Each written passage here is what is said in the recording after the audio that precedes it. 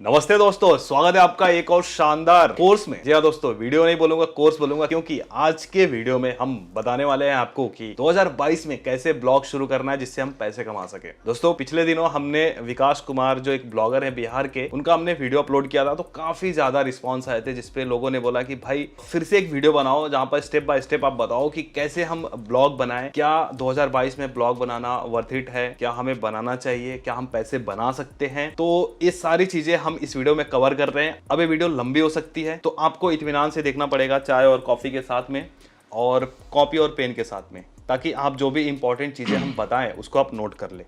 तो इस वीडियो में मैं अकेले नहीं हूं, आज हमारे साथ हैं कुशल अरोड़ा जी, जो आज के वीडियो के स्पेशल गेस्ट हैं। इनको 5 सालों का ब्लॉगिंग में एक्सपीरियंस है, एसईओ में एक्सपीरियंस है, और यह सिर्फ ब्लॉगिंग में ही नहीं बल्कि ये बहुत सारे स्टार्टअप कंपनीज के लिए एसईओ करते हैं, और आज के टाइम में अराउंड इनके 100 से ज्यादा ब्लॉग्स हैं।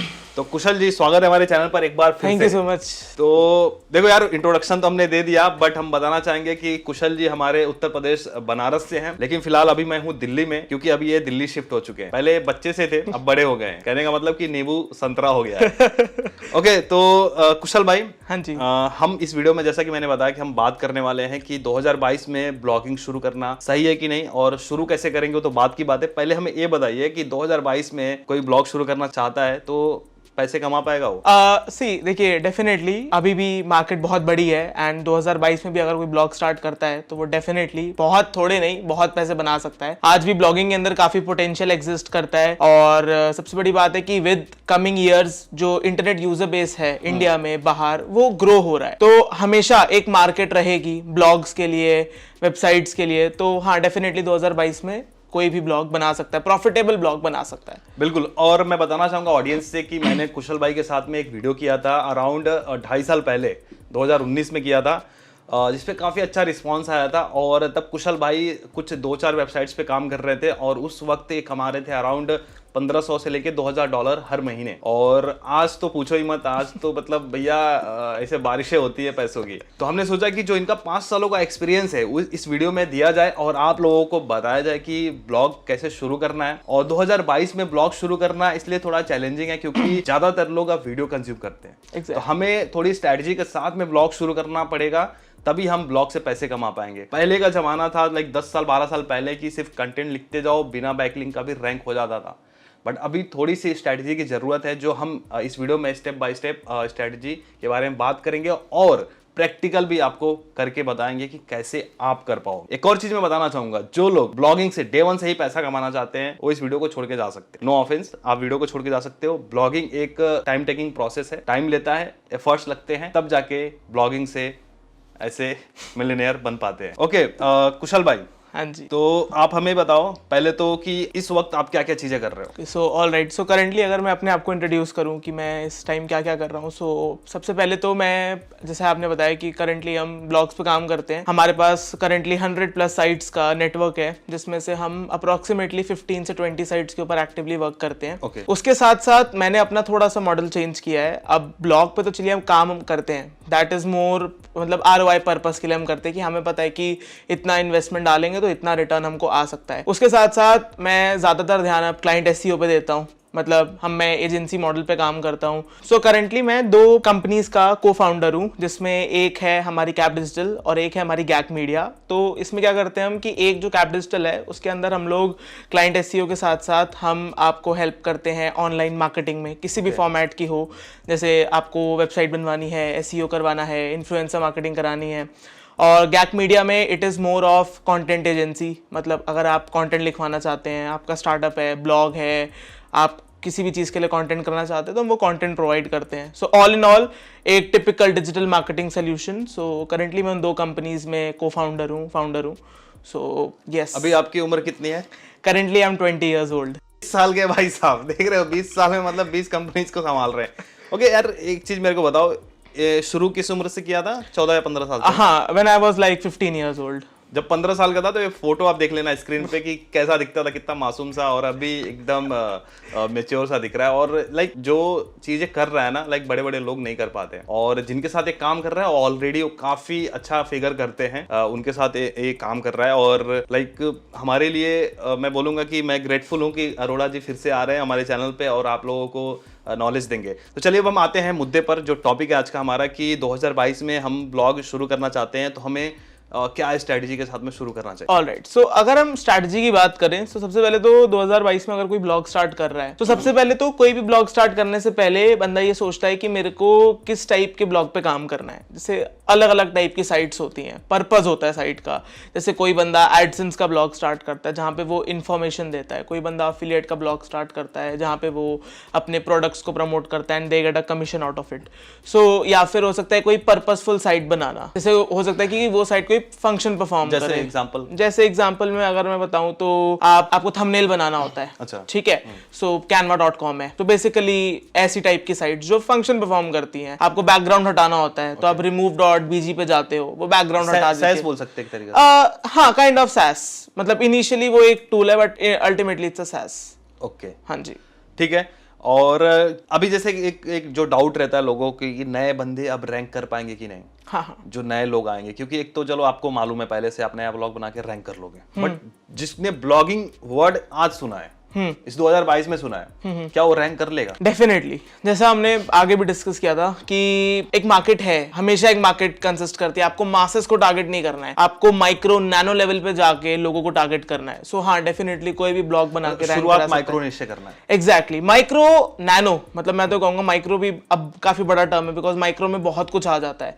मैं कहूंगा आप नैनो से स्टार्ट करो, अल्टीमेटली नैनो को आप माइक्रो ले जा सकते हैं। आप एक उदाहरण के साथ में बता सकते हैं? डेफिनेटली, जैसे अगर हम बात करें नीश सिलेक्शन की, सो अब नीश में आ गया कि मेरे को टेक ब्लॉग बनाना है। ऑलराइट, अब इसमें आप थोड़ा और नीचे जाओगे, एक लेवल नीचे, तो आप कहोगे यार मेरे को टेक बनाना है तो मैं लैपटॉप्स के ऊपर लिखूंगा। ठीक है, अब लैपटॉप्स ऑल टुगेदर बहुत ब्रॉड टॉपिक है। ठीक है, सो इस केस में अगर आप लैपटॉप्स को लिखोगे तो बहुत कुछ है कवर करने को। अब मैं कहूंगा कि लैपटॉप्स मत लिखो, सिर्फ आप बजट लैपटॉप्स पे लिखो। ठीक है, so that's a nano thing. ठीक है, बजट में भी एक स्पेसिफाई करो, इतने बजट। हाँ, बजट में भी स्पेसिफाई, बहुत सारी मतलब आप उसको काफी डिवाइड कर सकते हो। लेट्स टेक एन एग्जांपल कि अब बजट लैपटॉप है, सो बजट लैपटॉप का मतलब ये नहीं कि आप सिर्फ वो नंबर टारगेट करोगे कि बेस्ट लैपटॉप अंडर XYZ। ठीक है, आप प्रोफेशन टारगेट कर सकते हो, अदर क्राइटेरियाज पे जा सकते हो, जैसे laptops for students, for teachers, for XYZ। Because of course आप बजट लैपटॉप पे काम करो तो आपके पास बहुत कुछ है कवर करने को। सो अल्टीमेटली यही आप सक्सेसफुल ब्लॉग इसी तरीके से बना सकते हो, जब आप एक टॉपिक पकड़ो, एक नैनो टॉपिक पकड़ो और उसके अराउंड सब कुछ क्रिएट करो, उसके अराउंड अथॉरिटी बिल्ड करो। आपके ब्लॉग पे बजट लैपटॉप्स के अराउंड सब कुछ होना चाहिए, इंफॉर्मेशनल, कमर्शियल, सब कुछ। तो जाके डेफिनेटली आपका ब्लॉग रैंक करेगा। बढ़िया बढ़िया। मतलब बेसिकली अरोड़ा भाई के कहने का मतलब है कि हमें माइक्रोनिश जाना पड़ेगा। माइक्रोनिश क्या होता है कि कोई एक टॉपिक पकड़ो, उस टॉपिक के अंदर टॉपिक ढूंढो। और मतलब एक होता है टॉपिक, सब टॉपिक, अब सब टॉपिक को कवर करने की कोशिश करो। क्या होता है कि लोग जब शुरू करते हैं ना तो हर चीजें कवर करने लगते हैं, तो वो नहीं करना है। जब हम माइक्रो करेंगे तो इससे फायदा हमें ये मिलेगा कि हमारी अथॉरिटी जल्दी बिल्ड होगी। Right, true. ठीक है, एक और यहाँ पर चीज हमें बता दीजिए, उसके बाद हम थोड़ा प्रैक्टिकल अप्रोच रखेंगे कि ब्लॉग शुरू करने के लिए हमें लोग पूछते हैं, जैसे जो बिगिनर्स हैं, कि भाई blogger.com से जाएं कि वर्डप्रेस से बनाएं। ऑलराइट, सो जैसे हम इस वीडियो को फोकस करें 2020 एंड अबव के साथ, 23, 24, ठीक है, रेलेवेंट रहे वीडियो।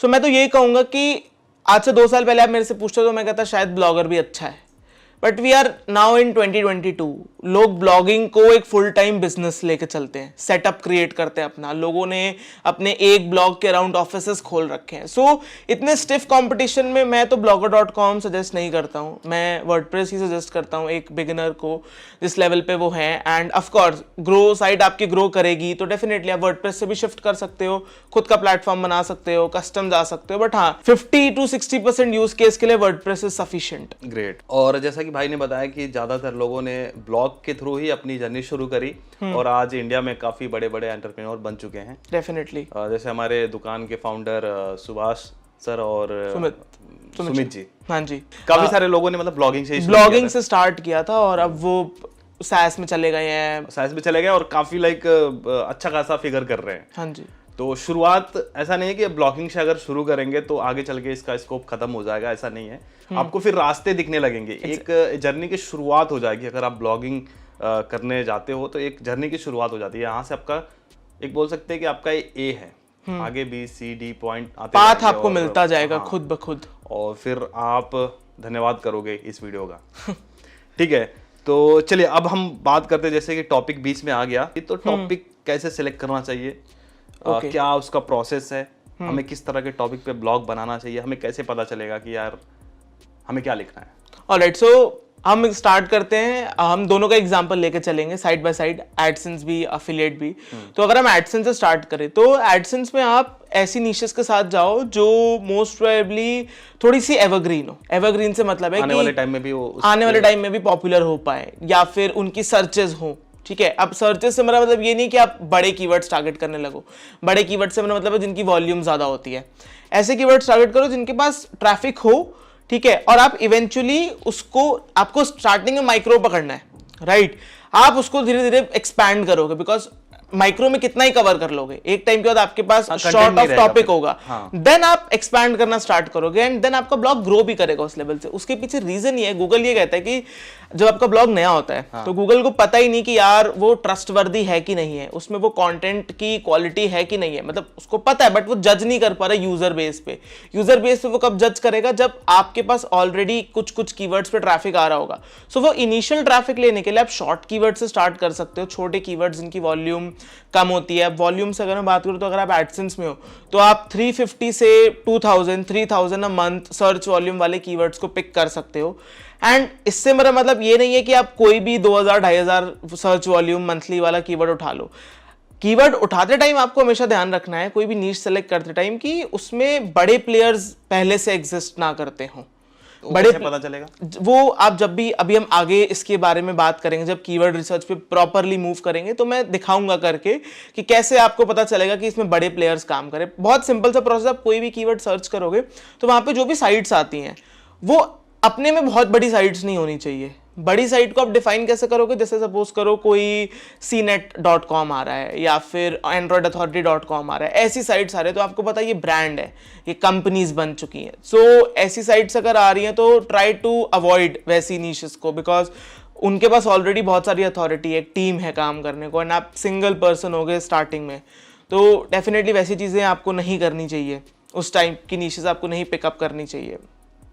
अफिलिएट में अगर हम बात करें, सो अफिलिएट में आप जैसे मैं लैपटॉप की हम बात कर रहे थे, तो लैपटॉप में हमने लैपटॉप पिक किया। अब लैपटॉप अपने में बहुत बड़ी नीश है, इसको आप अगर और छोटा करोगे और माइक्रो जाओगे तो आप budget laptops, gaming laptops, laptop for professionals, ऐसे इसको सब कैटेगराइज कर सकते हो, उसके ऊपर आप फिर काम करोगे। तो ऐसे आप अपना टॉपिक डिफाइन कर सकते हो कि हाँ यार ये मेरे टॉपिक होंगे, इन पे मैं काम कर सकता हूँ। मैं चाहूंगा कि आप स्क्रीन पर थोड़ा अगर दिखाएं कीवर्ड रिसर्च करते हुए, हाँ जी, कि टॉपिक कैसे हम निकाल सकते हैं। ठीक है, और जो आपने बताया कि कैसे कॉम्पिटिटर को भी हम देख पाएंगे कि इस फील्ड में बड़े लोग हैं कि नहीं उस कीवर्ड पे, ये अभी हम करेंगे स्क्रीन पे। इसके अलावा मुझे एक और चीज इसमें बताइए कि जैसे कोई एक्सपर्ट है जो जिसने ब्लॉग शुरू नहीं किया है बट वो शुरू करना चाहता है, तो जब जैसे वो किसी फील्ड में एक्सपर्ट है, मान के चलता हूँ कि वो शेयर मार्केट में एक्सपर्ट है, शेयर मार्केट काफी टाइम से 10-12 साल से कर रहा है, अब वो चाहता है कि अब दुनिया को भी दिखाना, लाइक ब्लॉग के थ्रू दिखाना, उसका यूट्यूब चैनल भी आप ब्लॉग के थ्रू बताना चाहता है। तो ऐसे में शेयर मार्केट में ऑलरेडी कंपटीशन है, ऑलरेडी बहुत सारे अथॉरिटी ब्लॉग्स होंगे, जैसे आपने बताया कि CNET हो गए या फिर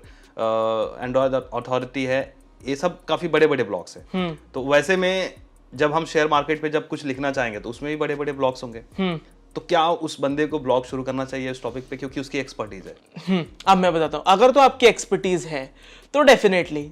अब बात ऐसी होती है ना कि जैसे लेट्स टेक एन एग्जांपल कि शेयर मार्केट की हम बात कर रहे हैं, तो moneycontrol.com एक बहुत बड़ा नेटवर्क है, ठीक है, न्यूज़ 18 नेटवर्क उसको चलाता है।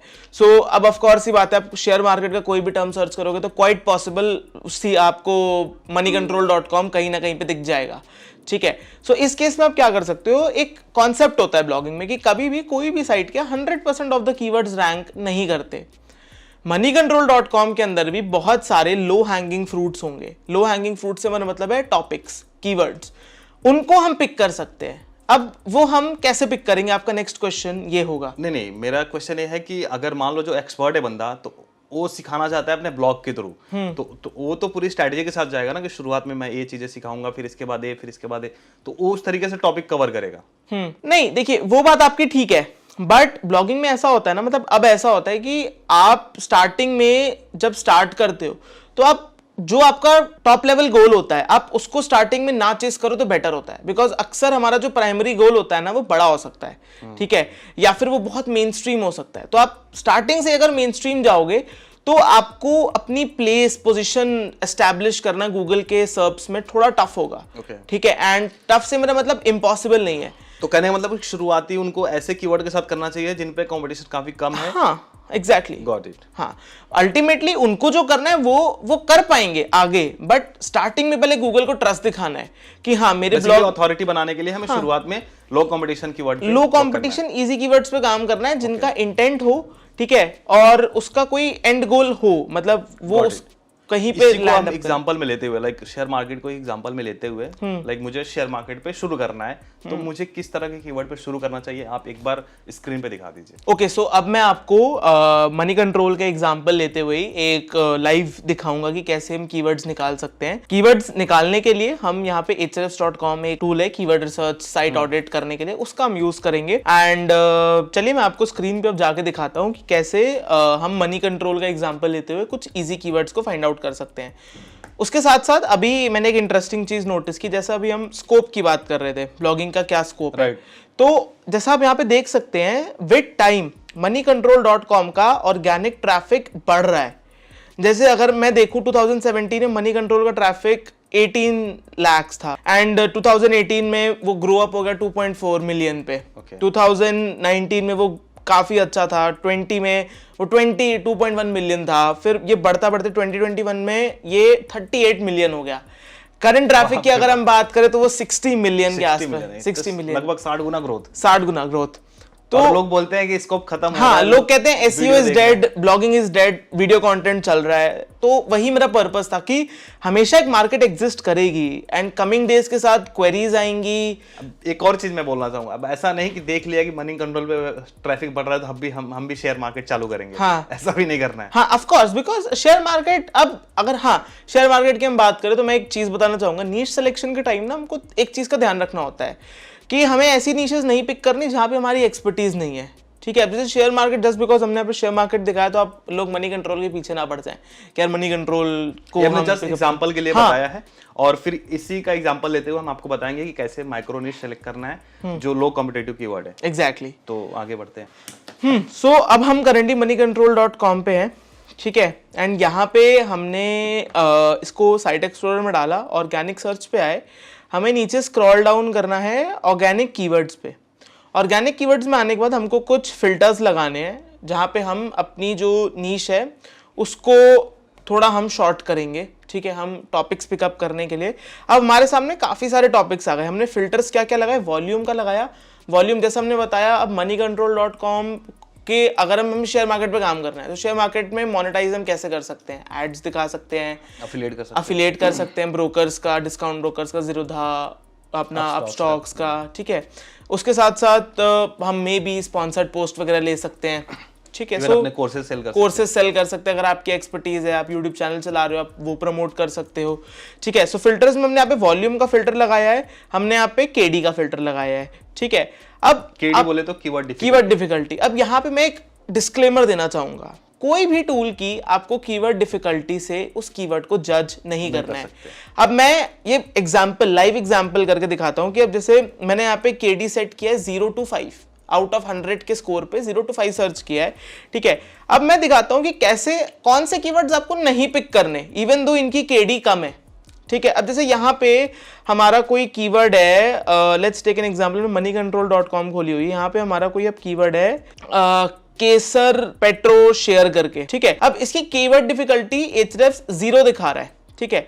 बट अब अगर हम इसको हम कीवर्ड एक्सप्लोरर में लेके जाएं और हम एक्चुअली में चेक करें कि क्या ये कीवर्ड वर्क करने लायक है, काम करने लायक है, नहीं है, तो हमें वो कैसे आइडेंटिफाई करना है, हमें ये देखना है कि टॉप 10 में गूगल के सर्च में कौन कौन सी साइट आ रही है, वो कितनी बड़ी है, वहां से हम उस कीवर्ड, उस नीश, उस टॉपिक को जज करेंगे। जैसे हमने पीछे बात की थी कि अगर वहां पे एंड्रॉइड अथॉरिटी आ रहा है, सीनेट आ रहा है, वॉक्स आ रहा है, तो डेफिनेटली आप उस पर काम नहीं कर सकते, बिकॉज ऑलरेडी लोग उन पे ज्यादा ट्रस्ट करेंगे आपसे। वैसे ही इस केस में भी अगर मैं आपको दिखाऊं तो हमने जैसे यहाँ पे केसर पेट्रो शेयर के बारे में बात की, ठीक है। हम अगर सर्प ओवरव्यू लेते हैं तो टॉप पे मनी कंट्रोल खुद ही है, ठीक है। सो 50% ऑफ द ट्रैफिक तो यही ले गया, मनी कंट्रोल। उसके बाद हमारी बीएसई इंडिया है, ऑफिशियल साइट है, फिर उसके बाद इकोनॉमी टाइम्स है, देन उसके बाद फाइनेंशियल एक्सप्रेस है। तो इवन दो मैं यहाँ पे यही शो करना चाहता हूँ कि हमें केडी क्यों नहीं ट्रस्ट करनी।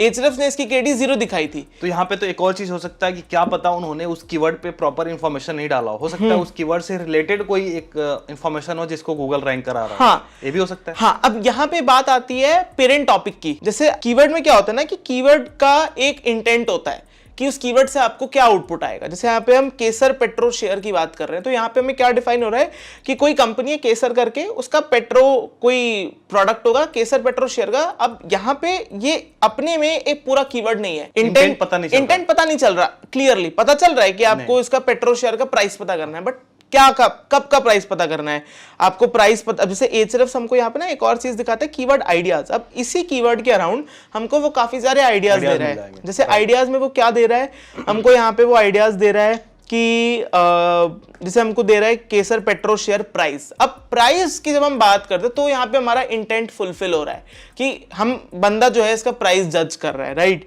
देन हमारे अदर कीवर्ड में आ रहा है शेयर प्राइस टुडे, राइट। सो इस केस में यहां पे भी इंटेंट बहुत क्लियर है कि बंदे को क्या चाहिए। सो अब यहां पे हम कंक्लूजन क्या आता है हमारा कि हम इस कीवर्ड पे काम नहीं कर सकते इवन दो इसकी कीवर्ड डिफिकल्टी 0 थी।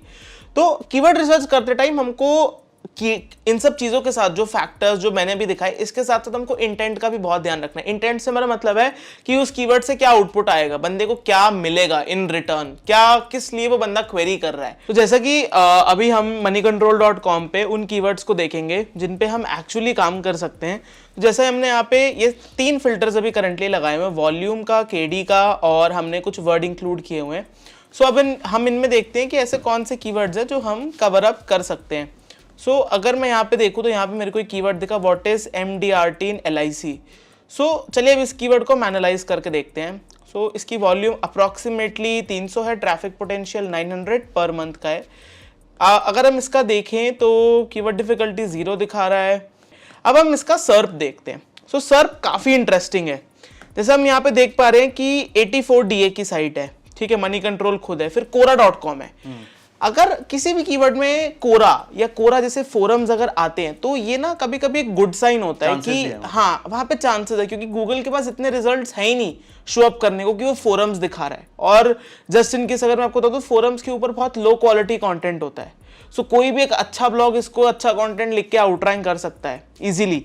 सो हमको यहाँ पे कोरा दिख रहा है, ठीक है। फिर यहाँ पे किसी ने खुद की साइट बनाई हुई है, ठीक है, उसका ट्रैफिक उसका डोमेन अथॉरिटी काफी कम है। मतलब इन शॉर्ट अगर मैं बोलूँ तो इस कीवर्ड पे हमको काफी ज्यादा छोटी साइट्स मिल रही हैं। सो दिस शोज अस कि इस कीवर्ड के ऊपर हम काम कर सकते हैं। सो इसी तरीके के कीवर्ड्स आपको निकालने हैं। और अब जैसे हमको एक कीवर्ड मिला है, सो हम क्या कर सकते हैं कि इसी के अराउंड और कीवर्ड्स भी निकाल सकते हैं। जैसे MDRT कोई टर्म है, सो ऐसे टर्म को हम टर्मिनोलॉजीज एक्सप्लेन करें हम, या फिर LIC के टर्मिनोलॉजीज एक्सप्लेन करें, LIC के बारे में बताएं, ठीक है। बिकॉज हमें यहाँ पे दिखा कि अब अगर जैसे हम शेयर मार्केट कर रहे थे तो शेयर मार्केट बड़ा टॉपिक हो गया, ठीक है, उसमें हम इंफॉर्मेटिव बता रहे हैं। उसमें अगर हम सिर्फ टर्मिनोलॉजीज के ऊपर ब्लॉग बनाए जहां पे हम सिर्फ टर्म्स को एक्सप्लेन करेंगे, सो वो एक माइक्रो नीश हो गया। अब उसमें भी अगर हम सिर्फ LICs के अंदर जितनी टर्म्स होते हैं, जो भी वर्ड, जैसे MDRT कोई टर्म है मेरे को नहीं पता, ठीक है, तो ऐसे LIC के अंदर जितने टर्म्स यूज होते हैं उसके ऊपर अगर हम ब्लॉग बनाए, सो 100% गारंटी है कि वो ब्लॉग आपका चलेगा। ग्रेट। तो अरोड़ा जी ने एक छोटा सा एग्जांपल दिया कि कैसे आप ब्लॉग शुरू करने के टाइम पे कीवर्ड रिसर्च करेंगे। एक और कीवर्ड रिसर्च होता है जब हम आर्टिकल लिखते हैं। हाँ जी। तो आर्टिकल लिखने के समय पे भी आपको कीवर्ड रिसर्च करना पड़ेगा। हाँ जी। और थोड़ा बहुत सिमिलर तरीके से ही हम कीवर्ड रिसर्च करके हम पता लगाएंगे कि जिस कीवर्ड पे आप आर्टिकल लिखना चाहते हो उस पे ऑलरेडी कितने आर्टिकल्स हैं, कितने क्वालिटी आर्टिकल्स हैं, और जब आप लिखोगे तो आपको उससे क्वालिटी आर्टिकल आपको बनाना पड़ेगा, तो ही जाके आप रैंक करने में थोड़े से सफल हो पाओगे। बिल्कुल। और Ahrefs हमको खुद ही जो है काफी ज्यादा कीवर्ड आइडियाज प्रोवाइड करते हैं। जैसे हमें यहाँ पे टर्म्स मैचिंग के कीवर्ड दिख रहे हैं, क्वेश्चंस दिख रहे हैं, ऑल्सो रैंक फॉर में हमको और टॉपिक्स मिल सकते हैं। तो इन सब का भी हम अपने कंटेंट और अपने पूरे ब्लॉग में यूज करके इसी LIC के ऊपर ही हम एक ऑल टुगेदर एक नैनो नीश ब्लॉग कर सकते हैं। और LIC जैसे हमको पता है कि अगर हम LIC के ऊपर स्टार्ट करेंगे सो एडसेंस से तो हम अच्छा पैसा बनाएंगे, क्योंकि ये जो टर्म हेल्थ फाइनेंस होता है इनके ऊपर CPC इंडिया में भी आपको काफी प्रोमिनेंट मिलेगा, इतना बहुत अच्छा मिलेगा। और यहाँ पे लोग कन्वर्ट होते हैं बिकॉज एजुकेटेड ऑडियंस आपके पास आ रही है जो इंटरेस्टेड है। अब ऑफ कोर्स ये बात है कि कोई नॉर्मल बंदा तो LIC नहीं लेता, राइट? कोई 15-16 साल का लड़का LIC नहीं लेगा। सो एक ऐसा बंदा लेगा जो एक्चुअली में जिसके ऊपर जो अच्छा कर रहा है, लाइफ सिक्योर करना चाहता है अपनी फैमिली की, पैसे कमा रहा हो, तो यहाँ पे पोटेंशियल है, इंटेंट है बंदे का खरीदने का, कन्वर्ट होने का। तो ऐसे कीवर्ड्स पे आप बहुत सारे मेथड से मोनेटाइज कर सकते हो। बट हम सजेशन नहीं दे रहे हैं कि आप इसी पे हाँ, मतलब अपनी रिसर्च जरूरी है। Of course. मैं एक और चीज यहाँ पर पूछना चाहूंगा, लाइक अभी तो हमने कीवर्ड रिसर्च के बारे में बता दिया, और जो Ahrefs जो टूल है ये थोड़ा सा कॉस्टली आता है। मार्केट में आप देखोगे काफी सारे लोग शेयर भी करते हैं, आपके अगर फ्रेंड है तो उनके आप पीसी पे देख सकते हो जो ऑलरेडी Ahrefs यूज करते हैं। Ahrefs बड़ा ही कमाल का टूल है, बट हम इस पे इतना भी ज्यादा ट्रस्ट नहीं कर सकते कि जो डेटा दिखा रहा है एकदम 100% सही दिखा रहा है। एग्जैक्टली। अब अगर मैं कुछ एग्जांपल्स दूं आपको, तो जैसे अब आप कहोगे यार 300 सर्च वॉल्यूम है, so this is not real. I will tell you. जैसे अगर मैं आपको Ahrefs का एग्जांपल दिखा दूं ना, सो इस कीवर्ड के लिए जैसे मनी कंट्रोल रैंक कर रहा है, तो मनी कंट्रोल का इस कीवर्ड पे इस पेज पे ही ट्रैफिक Ahrefs 1230 दिखा रहा है। सो ये अपने आप में कॉन्ट्राडिक्ट कर रहा है कि इसका डेटा आप रेफरेंस के लिए लो, आइडिया लेने के लिए लो, एक्चुअल में जो फिगर्स होंगे वो कंप्लीटली डिफरेंट होंगे। अगर ये 300 कह रहा है, सो उस कीवर्ड पर अगर आप नंबर 1 हो तो as high as 2000-3000 visitors a month का पोटेंशियल आप कैरी करते हो, बिकॉज इस कीवर्ड के साथ साथ आप अदर कीवर्ड से भी रैंक करोगे, वहां से भी आपको ट्रैफिक आएगा। सो ट्रैफिक पोटेंशियल काफी होगा छोटे कीवर्ड्स के अंदर भी, और आप अच्छा खासा कन्वर्ट कर सकते हो। ग्रेट। तो ये हो गया कीवर्ड रिसर्च। इसके बाद जब हम अगर मन बना लेते हैं कि हमें अब इस टॉपिक पे शुरू करना है, उसके बाद भी लोगों को कंफ्यूजन है कि भाई इंग्लिश में शुरू करें कि हिंदी में करें कि गुजराती में करें कि मराठी में करें, कौन से लैंग्वेज में करें? सी देखिए, लैंग्वेज ना काफी बहुत ही स्ट्रेट फॉरवर्ड आंसर है इसका, जिसमें भी आप कंफर्टेबल हो। मार्केट हर जगह है, हिंदी ब्लॉग में भी मिलियंस ऑफ ट्रैफिक लोग लेते हैं, बिल्कुल अच्छे पैसे बनाते हैं। इवन मैं कुछ ब्लॉग्स के बारे में दिखा दूंगा कि कुछ ब्लॉग्स कितना ट्रैफिक ले रहे हैं, तो आपको आइडिया लग जाएगा कि हाँ सक्सेसफुल ब्लॉग भी एग्जिस्ट करते हैं। एग्जैक्टली। और काफी अच्छा पैसा बना रहे हैं। एग्जैक्टली। सो लैंग्वेज काफी ज्यादा स्ट्रेट फॉरवर्ड आंसर है, जिसमें आप कंफर्टेबल हो, जिसमें आप लिख सकते हो। और यहाँ पे जैसा हमने डिस्कस किया था कि एक डिस्क्लेमर हम लोगों को देना चाहेंगे कि स्टार्टिंग में आपको कंटेंट राइटर्स हायर नहीं करने, पहले कंटेंट खुद से बनाना। अभी हम आएंगे कंटेंट स्ट्रेटजी पे, तब हम बात करेंगे इसके बारे में। फिलहाल अभी लैंग्वेज के लिए आपने बताया कि लाइक आप जिस लैंग्वेज में कंफर्टेबल हो।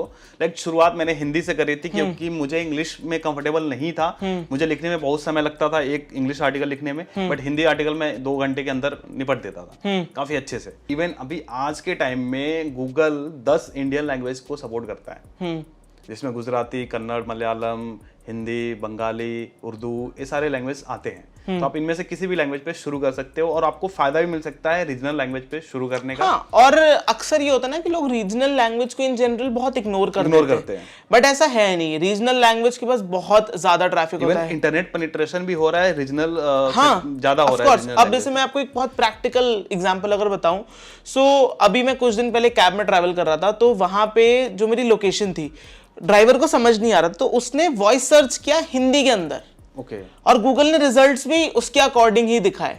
सो यहां से आप देखो कि जैसे जैसे इंटरनेट पेनिट्रेट हो रहा है, तो यूजर भी काफी ज्यादा नॉलेजेबल है कि उसको कैसे सर्च करना है। एक और चीज आपने वॉइस सर्च के बारे में बताया। हाँ जी। तो हम जब आर्टिकल राइटिंग पे आएंगे तो हमें भी ऐसे लिखना है कि अगर कोई लाइक वॉइस ऑप्टिमाइजेशन भी होना चाहिए, वॉइस सर्च ऑप्टिमाइजेशन भी होना चाहिए, है ना? तो उसके बारे में भी हम बात करेंगे। श्योर। ठीक है, तो अब हम इसके बाद आते हैं कंटेंट स्ट्रेटजी। लाइक अभी हमने डिसाइड कर लिया ब्लॉग किस पे बनाना है, किस लैंग्वेज में बनाना है, क्या टॉपिक होगा। अब इसके बाद का जो अगला स्टेप है कंटेंट स्ट्रेटजी का। जी अरोड़ा जी। ऑलराइट, सो देखिए कंटेंट स्ट्रेटजी काफी सिंपल हम रखते हैं, ठीक है, क्योंकि ये बहुत सिंपल सी चीज है। कंटेंट स्ट्रेटजी को अगर मैं डिफाइन करूं तो कंटेंट स्ट्रेटजी का ये मतलब होता है कि हम किस टाइप का कंटेंट बनाने वाले हैं, ठीक है। और सिर्फ एक कंटेंट के लिए हम यहाँ पे पूरे साइट कंटेंट स्ट्रेटजी की बात कर रहे हैं। तो जैसे अभी हमने यहाँ पे LIC का एग्जांपल लिया था, लैपटॉप का लिया था, तो हम वापस अगर यहाँ पे LIC का लेते तो यहाँ पे हम क्या कंटेंट स्ट्रेटजी बनाएंगे। हमने जैसे यहाँ पे नैनो नीश अपनी सेलेक्ट की कि हम LIC के ऊपर ब्लॉग बना रहे हैं, ठीक है। LIC के अंदर अब हम LIC के जितने भी टर्म्स हैं, टर्मिनोलॉजीज हैं, इनको हम एक्सप्लेन करने वाले हैं। सो हमारी कंटेंट स्ट्रेटजी बहुत सिंपल सी होगी कि जितने भी LIC के अराउंड टर्म्स एग्जिस्ट करते हैं हम उनके बारे में लिखेंगे इंफॉर्मेटिव आर्टिकल। अब कंटेंट कैसा लिखेंगे, हम पहले सर्च इंटेंट फुलफिल करेंगे। जैसे सपोज करिए हम यहाँ पे MDRT LIC की बात कर रहे हैं। सो MDRT LIC क्या है, उसका थोड़ा सा बैकग्राउंड देना, LIC का बैकग्राउंड देना, उस टर्म को एक्सप्लेन करना, रेलेवेंट इमेजेस का यूज करना। IPO आ रहा है, हाँ LIC का IPO आ रहा है, ठीक है। तो आप अपने कंटेंट को रेलेवेंट रखने के लिए नोट, डिस्क्लेमर, ये सब हाईलाइट कोट कर सकते हो, ये सब चीजें, ताकि आपका कंटेंट गूगल को फ्रेश दिखे, बिकॉज गूगल को हमेशा फ्रेश कंटेंट दिखाना काफी पसंद आता है। सो इस केस में आप ये सब चीजें कर सकते हो कंटेंट स्ट्रेटजी। जिसने कभी आर्टिकल लिखा ही नहीं है वो कैसे लिखेगा? ऑल राइट, जिसने कभी आर्टिकल नहीं लिखा वो कैसे लिखेगा? तो मैं यहाँ पे ये बताना चाहूंगा कि जिसको भी कंटेंट स्ट्रेटजी समझ नहीं आ रही है ना, मैं कहूंगा आपके लिए बेस्ट एग्जाम्पल आपका कॉम्पिटिटर है।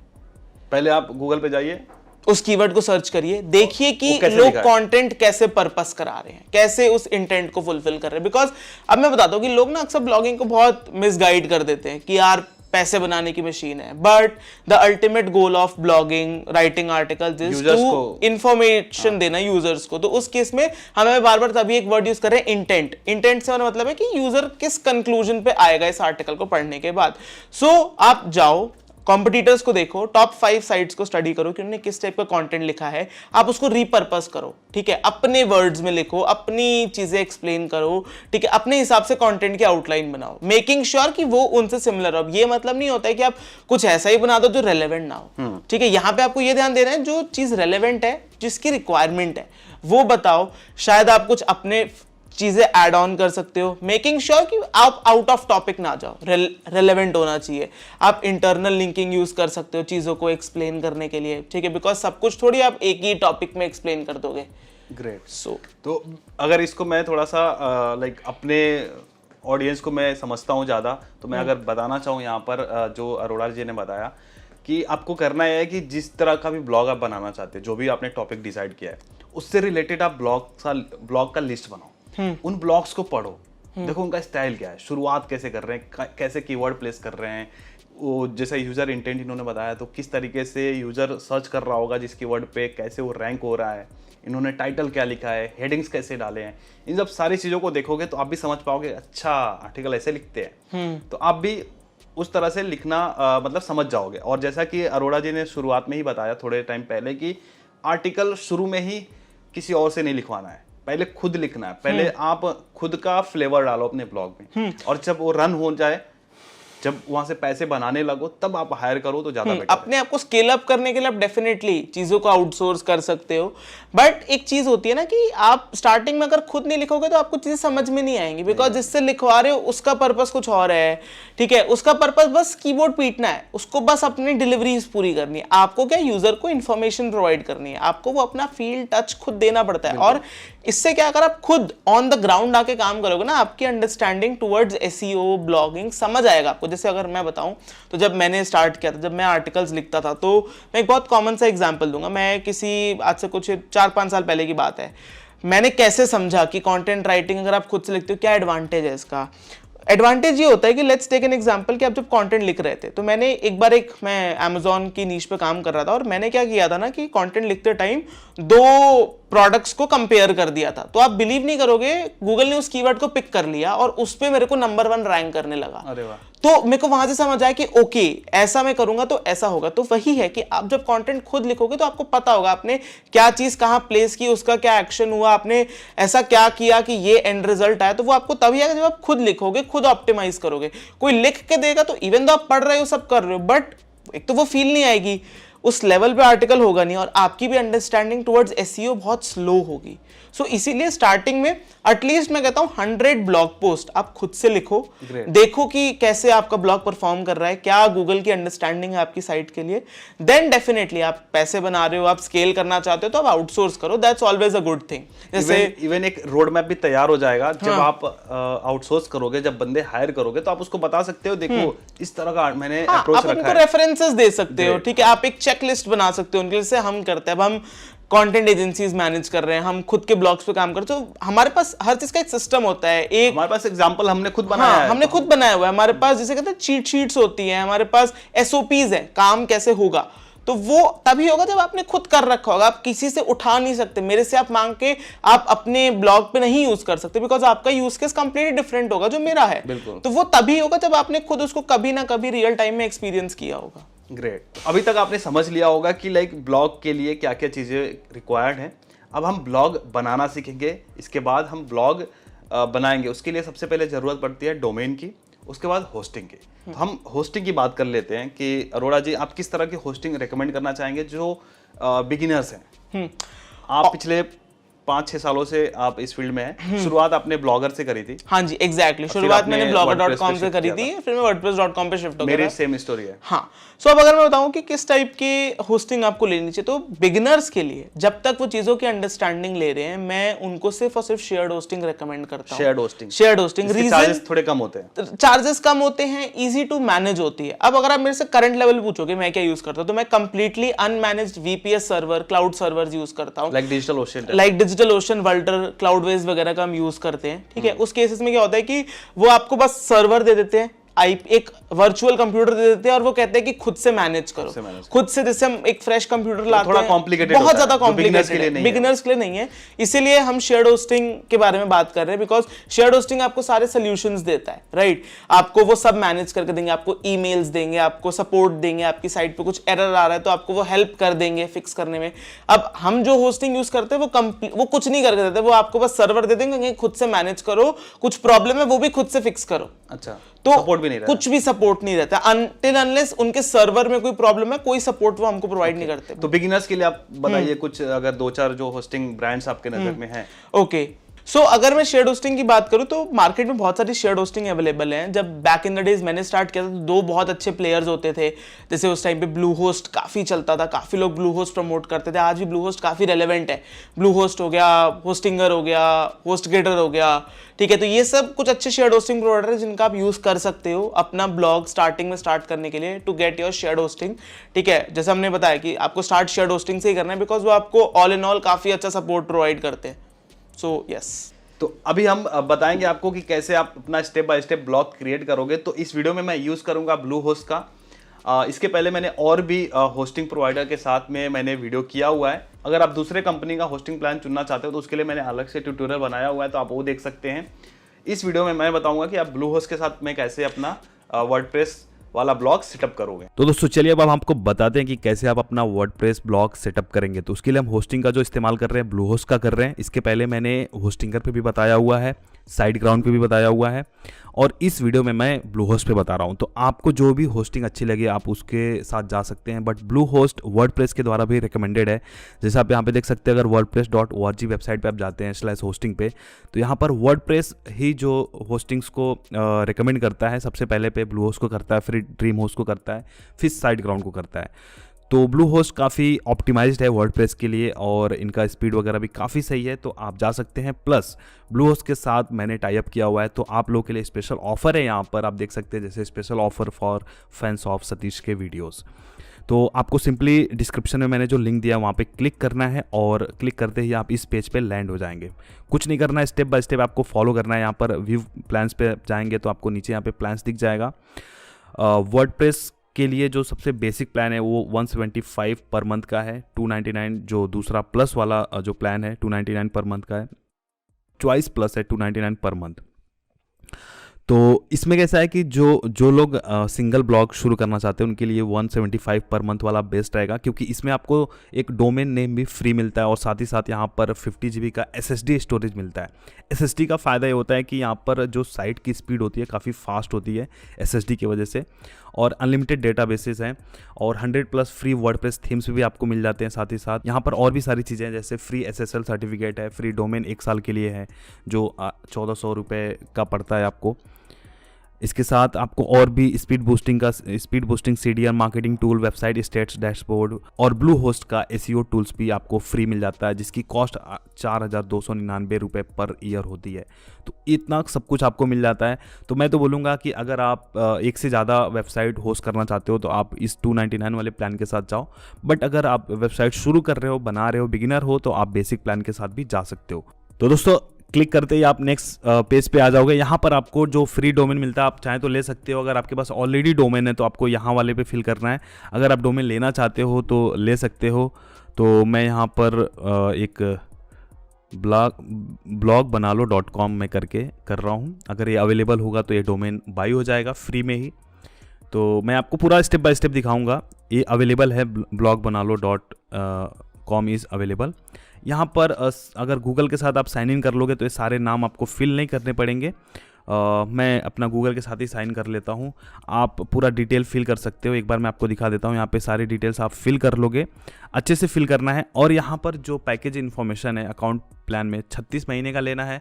अगर 36 महीने का लेते हो तो आपको 169 पर मंथ का मिलेगा। अगर आप 24 महीने का लेते हो तो 259 पर मंथ का मिलेगा। और यहाँ पर अगर आप 12 महीने का लेते हो तो 279 पर मंथ मिलेगा। चलो मैं 12 महीने का ले लेता हूँ आपको दिखाने के लिए। तो ये टोटल मुझे जो पड़ेगा वो 3348 रुपये का पड़ेगा 1 साल के लिए, जिसमें डोमेन भी इंक्लूडिंग है।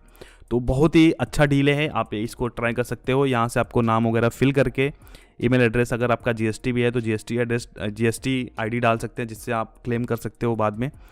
और यहाँ पर अगर डोमेन प्रोटेक्शन लेना चाहते हो, प्राइवेसी, तो आप ले सकते हो। सिर्फ 37 रुपीज़ पर मंथ का है, जो एनुअली 450 रुपये का रहेगा। ये फ्री है। सेकंड वाला ग्रो योर बिजनेस, ये फ्री जो SEO टूल्स है इसको ले सकते हैं हम। और यहाँ पर SSL सर्टिफिकेट 299 पर मंथ है, बट हमें एक SSL हमें फ्री मिलेगा, तो टेंशन नहीं है। और इसको एक्नॉलेज कर देना है, फिर उसके बाद हमें पेमेंट करना है। अब यहाँ पे दोस्तों पेमेंट करने के बहुत सारे ऑप्शन हैं, आप किसी भी तरीके से पेमेंट कर सकते हो। मैं UPI से कर देता हूँ, UPI से मेरे को ज़्यादा ईजी पड़ेगा। और यहाँ पे QR कोड है, सिंपली मैं स्कैन करके इसको पे कर दूंगा। मुझे 3950 रुपीज़ पे करने हैं, GST वगैरह सब मिला के। तो मैं सिंपली इसको स्कैन करके मैं पे कर देता हूँ। अब यहाँ पे देखो पेमेंट कंप्लीट हो गया। अब इसके बाद नेक्स्ट पेज ओपन होगा। तो ये साइन अप कंप्लीट हो गया है। अब मेरे को जो मेरा ईमेल ID है वहाँ पे कंफर्मेशन ईमेल गया होगा। अब मुझे यहाँ पर अपना अकाउंट सेटअप करना है। ये रिसिप्ट है तो इसको मैं ब्लर कर दूंगा, आप ये रिसिप्ट देख सकते हैं, ठीक है। ओके, तो यहाँ पर क्रिएट अकाउंट कर सकते हैं। क्रिएट अकाउंट पर क्लिक करना है। अब यहाँ पर मेरा डोमेन नेम आप देख सकते हैं blogbanaalo.com, और यहाँ पे आपको एक पासवर्ड चूज़ करना है, ठीक है। तो पासवर्ड चूज़ करने के बाद आपको क्रिएट अकाउंट कर देना है।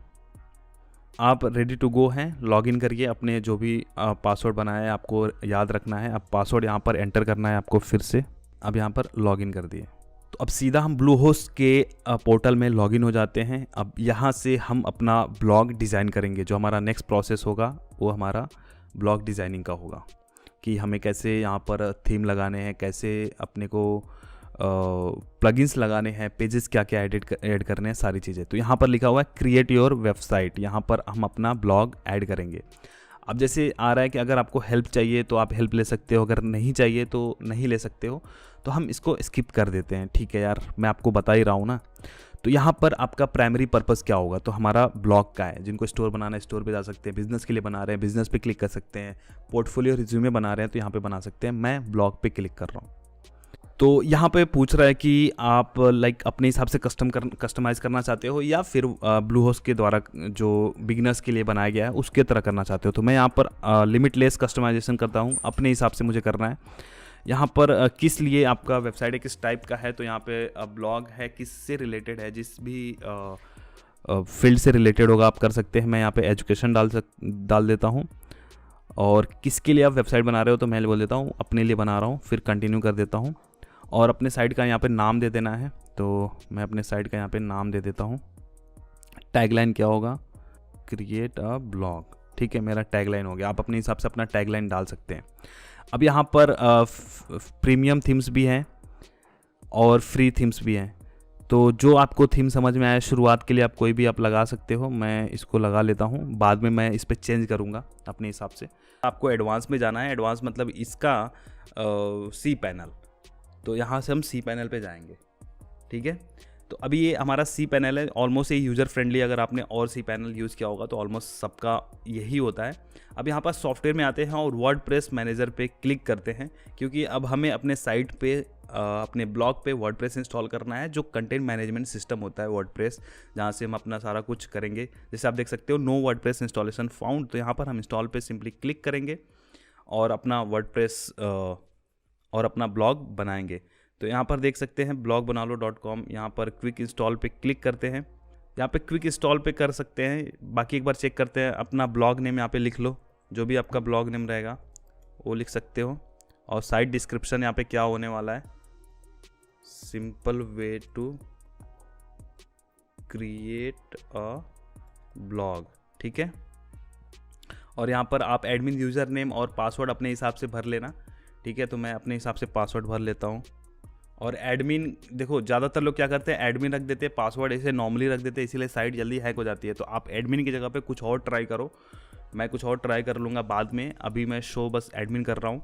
और यहाँ पर अपना ईमेल आपको डाल देना है, जो भी आपका ईमेल आईडी है, तो ईमेल आईडी आप डाल दो, ताकि बाद में अगर पासवर्ड रीसेट करना हो तो इससे आप कर सकते हो। ठीक है, और अगर आपको कुछ प्लगइन्स यहाँ पे चूज़ करना है, जैसे लिमिट लॉगिन अटेम्प्ट्स, कई लोग अगर हैक करना चाहते हैं, आप इसको कर दोगे तो दो तीन बार गलत डालने के बाद वापस लॉगिन नहीं कर सकते वो लोग।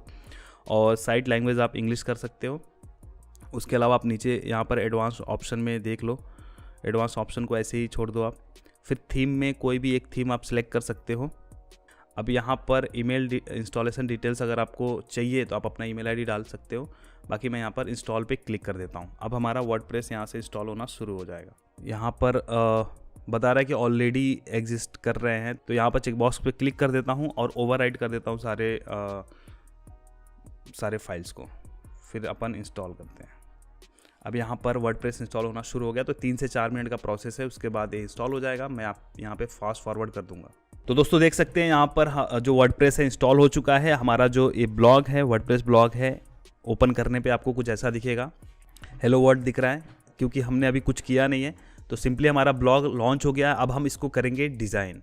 ठीक है, और हमारा जो एडमिन है, एडमिन यहाँ से खुलता है। कोई भी जो भी आप ब्लॉग बनाते हो उसके बाद जो बाय डिफ़ॉल्ट आता है आपका डोमेन नेम .com/wp-admin। ठीक है, आप देख सकते हो यहाँ पे जैसे blogbanalo.com/wp-admin। ठीक है, तो ये हो गया हमारा ब्लॉग का, ये जो वर्डप्रेस का डैशबोर्ड ओपन हो गया यहाँ पे।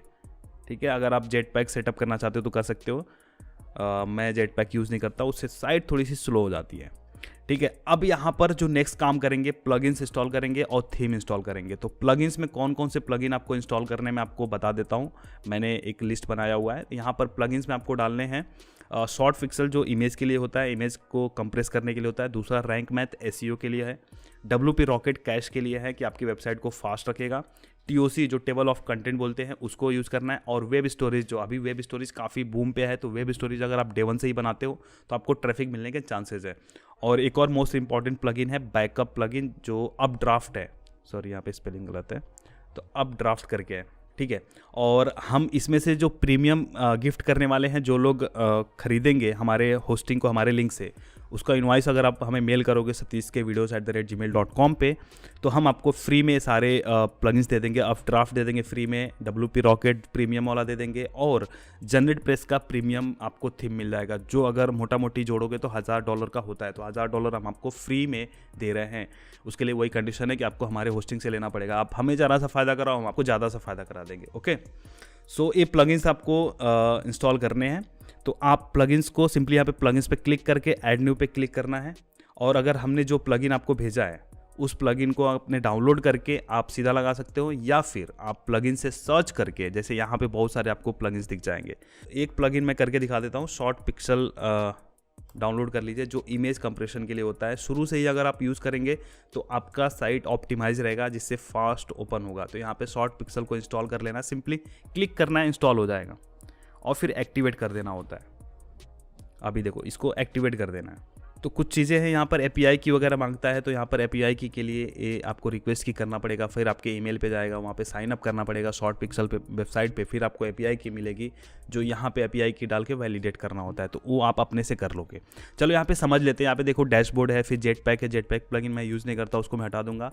पोस्ट है, यहाँ पर जो भी हमें ब्लॉग पोस्ट लिखने हैं यहाँ से हमें लिखने हैं, तो पोस्ट पे आप क्लिक करोगे, वहाँ पर ऐड न्यू करोगे, ऐड न्यू पे करोगे तो फिर वहाँ से आप अपना आर्टिकल लिखना शुरू कर सकते हो। देखो ऐड न्यू पे क्लिक किया तो यहाँ पर देखो अभी आपका ओपन हो गया पोस्ट कैसे लिखना होता है। अभी देखो पोस्ट लिखने के बारे में डिटेल से मैंने एक वीडियो बनाया हुआ है, तो आप वो वीडियो जरूर देख सकते हैं। आपको स्क्रीन पे दिख रहा होगा वो वीडियो, उसका लिंक आपको नीचे मिल जाएगा डिस्क्रिप्शन में, तो आप उसको कर सकते हो कैसे आर्टिकल लिखना होता है। ठीक है, तो मैं पोस्ट लिखना आपको नहीं बता रहा हूँ, इस वीडियो में अलग से मैंने बताया हुआ है। तो पोस्ट यहाँ से लिख सकते हैं। कैटेगरीज हम ऐड कर सकते हैं, जो आप मेन्यूज़ देखते हो ना, जैसे मान लो मेरा जो वेबसाइट है satish.kushwaha.com, अगर इस जैसा बनाना है, सिंपल सा ब्लॉग आपको बनाना है, ज़्यादा आपको तिगड़मबाजी नहीं करनी है, तो आप जनरेट प्रेस थीम यूज़ कर सकते हो। ये देखो जनरेट प्रेस पे बना हुआ है। तो ये जो मेन्यूज़ है ना, ये मेन्यूज़ कैटेगरीज में ही बनती है। ठीक है, तो यहाँ से कैटेगरीज में जाके आप मेन्यूज़ यहाँ से क्रिएट कर सकते हो। कैटेगरी कौन सी रखनी है, पेरेंट रखनी है, अनकैटेगराइज रखनी है, पेरेंट पे ही डाल दो, फिर यहाँ पर आके सेव हो जाएगा। जैसे मान लो आपने डाल दिया होस्टिंग, ठीक है, मैंने एक नया वो कर दिया, एक कैटेगरी मैंने बना दी। यहाँ पे देखो होस्टिंग कैटेगरी आ गई। ठीक है, तो वैसे ही यहाँ पे कैटेगरी आप ऐड करते जाओगे। इसके अलावा यहाँ पे पेजेस हैं, जो पेजेस हमें मैंडेटरी होते हैं। अभी आगे वीडियो में भी आपको सुनने को मिलेगा कि about us page, privacy policy और disclaimer pages, terms and condition, ये सारे बना के रखने पड़ते हैं। जैसे अगर आप मेरा ब्लॉग देखोगे तो यहाँ पे मैंने अबाउट अस बनाया हुआ है, और अगर नीचे आप जाओगे एकदम फुटर में जाओगे, यहाँ पे फुटर में देखोगे privacy policy, terms and contact, ये कुछ पेजेस होते हैं जो हमें बनाने होते हैं। तो यहाँ पर इस पेजेस पे क्लिक करके आप ऐड न्यू करके आप वो पेजेस क्रिएट कर सकते हो। कोई भी पेज क्रिएट करना है प्राइवेसी पॉलिसीज़ का, आप सिंपली गूगल करोगे कि how to create a privacy policy for a blog, तो आप सिंपली बना लोगे। ठीक है, उसके बाद हम आते हैं अपीयरेंस पे, थीम पे आते हैं। हमें यहाँ पे थीम अपना चेंज करना होगा। यहाँ से ऐड न्यू पे क्लिक करना है और फिर जनरेट प्रेस सर्च करना है। तो अगर आपने हमारे लिंक से होस्टिंग लिया हुआ है तो आपको तो प्रीमियम वाला मिल जाएगा, बाकी यहाँ पे जनरेट प्रेस फ्री भी मिलता है। तो जनरेट प्रेस फ्री वाला हम इंस्टॉल कर लेंगे यहाँ से। ठीक है, सिंपली एक्टिवेट कर लेना है। तो वर्डप्रेस की खासियत है कि आप यहाँ पर अपने हिसाब से सारी चीज़ों को कस्टमाइज़ कर सकते हो। ठीक है, तो इसको कस्टमाइज़ करने के लिए कस्टमाइज़ पे क्लिक कर सकते हैं, विजेट्स वगैरह लगा सकते हैं। मेन्यूज़ प्रीमियम के लिए आपको खरीदना पड़ेगा यहाँ से, बट हम आपको प्रीमियम फ्री में दे रहे हैं। एक ये हो गया। इसके अलावा जो मैंने जितने भी आपको प्लगइन्स बताए वो सारे आपको इंस्टॉल करने हैं। रैंक मैथ वगैरह सारे जो मैंने बताए हैं वो इंस्टॉल कर लेने हैं। परमालिंक पे क्लिक करना है। अब परमालिंक में कई बार क्या होता है कि लोग डेट वगैरह लगा देते हैं अपने वेबसाइट में, तो वहाँ पे आपको डेट नहीं लिखना है। सिंपली पोस्ट नेम वाला स्ट्रक्चर सबसे बेस्ट माना जाता है। तो पोस्ट नेम वाले स्ट्रक्चर को क्लिक करके यहाँ पे सेव चेंजेस पे क्लिक कर देना है। ये सबसे पहले ये सेटिंग्स कर लेनी है। ठीक है, इसके बाद अगर आपका ये ब्लॉग बन जाता है, अब आपको जो नेक्स्ट प्रोसेस करना होता है, आपको गूगल सर्च कंसोल में सबमिट करना होता है। गूगल सर्च कंसोल में आपको दिखा देता हूँ, गूगल सर्च कंसोल। ठीक है, ताकि जब आप ब्लॉग पोस्ट लिखो तो आपकी साइट की इंडेक्सिंग गूगल सर्च में होए, उसके लिए हमें गूगल सर्च कंसोल का इस्तेमाल करना पड़ता है।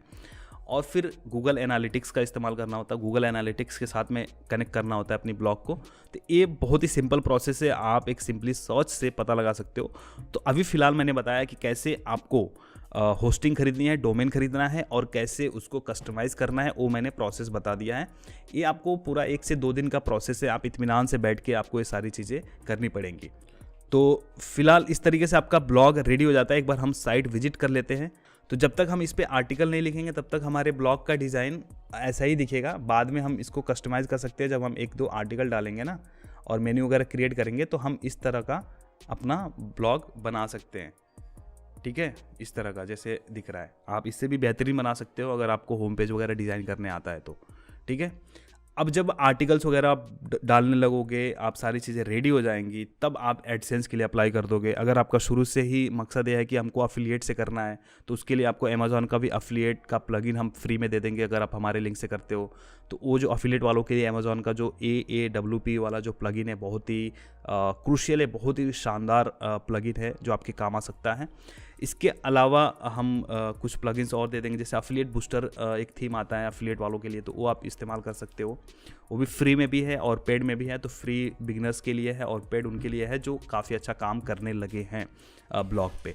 तो आपका शुरू से ही क्लियर होना चाहिए कि आप एक एडसेंस ब्लॉग बना रहे हो कि आप एक अफिलिएट ब्लॉग बना रहे हो। तो ये जो मेरा ब्लॉग है ये मिक्स है, मतलब एडसेंस भी है, अफिलिएट भी है। तो यहाँ से अफिलिएट इनकम भी होती है, एडसेंस इनकम भी होती है, ठीक है। अगर हम आपको मोटा मोटी इनकम के बारे में बताएं तो मेरा जो पहला इनकम था ब्लॉग से मेरे $127 के आसपास था, और अभी लास्ट मंथ का पेमेंट अगर मैं आपको दिखाना चाहूँ तो आप स्क्रीन पे देख सकते हैं, वो है अराउंड 4000 कुछ डॉलर का था जो हमारे ब्लॉग से आया था। तो अभी करंटली हम दो ब्लॉग पे ही काम कर रहे हैं और वहाँ से हमें इतनी इनकम हुई है। तो ये इनकम आने में थोड़ा सा टाइम लगा है, जैसे कि मैं जो पहला पेमेंट आया था लगभग 1.5 साल में, बट अगर आप अच्छे से मेहनत करोगे तो आप 6 महीने से लेके 1 साल के अंदर आप पहला $100 अर्न कर पाओगे। तो आइए अब वीडियो को आगे बढ़ते हैं कुशल अरोड़ा जी के साथ में। तो इस तरीके से आप अपना ब्लॉग तैयार कर सकते हो स्टेप बाय स्टेप फॉलो करके। डिस्क्रिप्शन में आपको इसका लिंक मिल जाएगा, वहाँ पर आपको थोड़ा सा डिस्काउंट भी मिल जाएगा अगर आप मेरे डिस्क्रिप्शन वाले लिंक से लेते हो। और अगर आप इनवॉइस हमें मैसेज करते हो तो आपको कुछ हम अपने तरफ से गुडीज़ भी देंगे, लाइक जैसे प्रीमियम थीम हो गए, प्लगइन्स हो गए, जो आपको फ्री में प्रोवाइड करेंगे। तो आपको बस करना होगा कि नीचे की ईमेल आईडी होगी, उस ईमेल आईडी पर आपको अपना इनवॉइस मेल करना होगा। लेने के बाद फिर आपको गुडीज़ मिल जाएगा। तो चलिए, अब ब्लॉग रेडी हो गया कुशल भाई, लोगों ने ब्लॉग बना लिया, अब इसके बाद का क्या प्रोसेस होता है?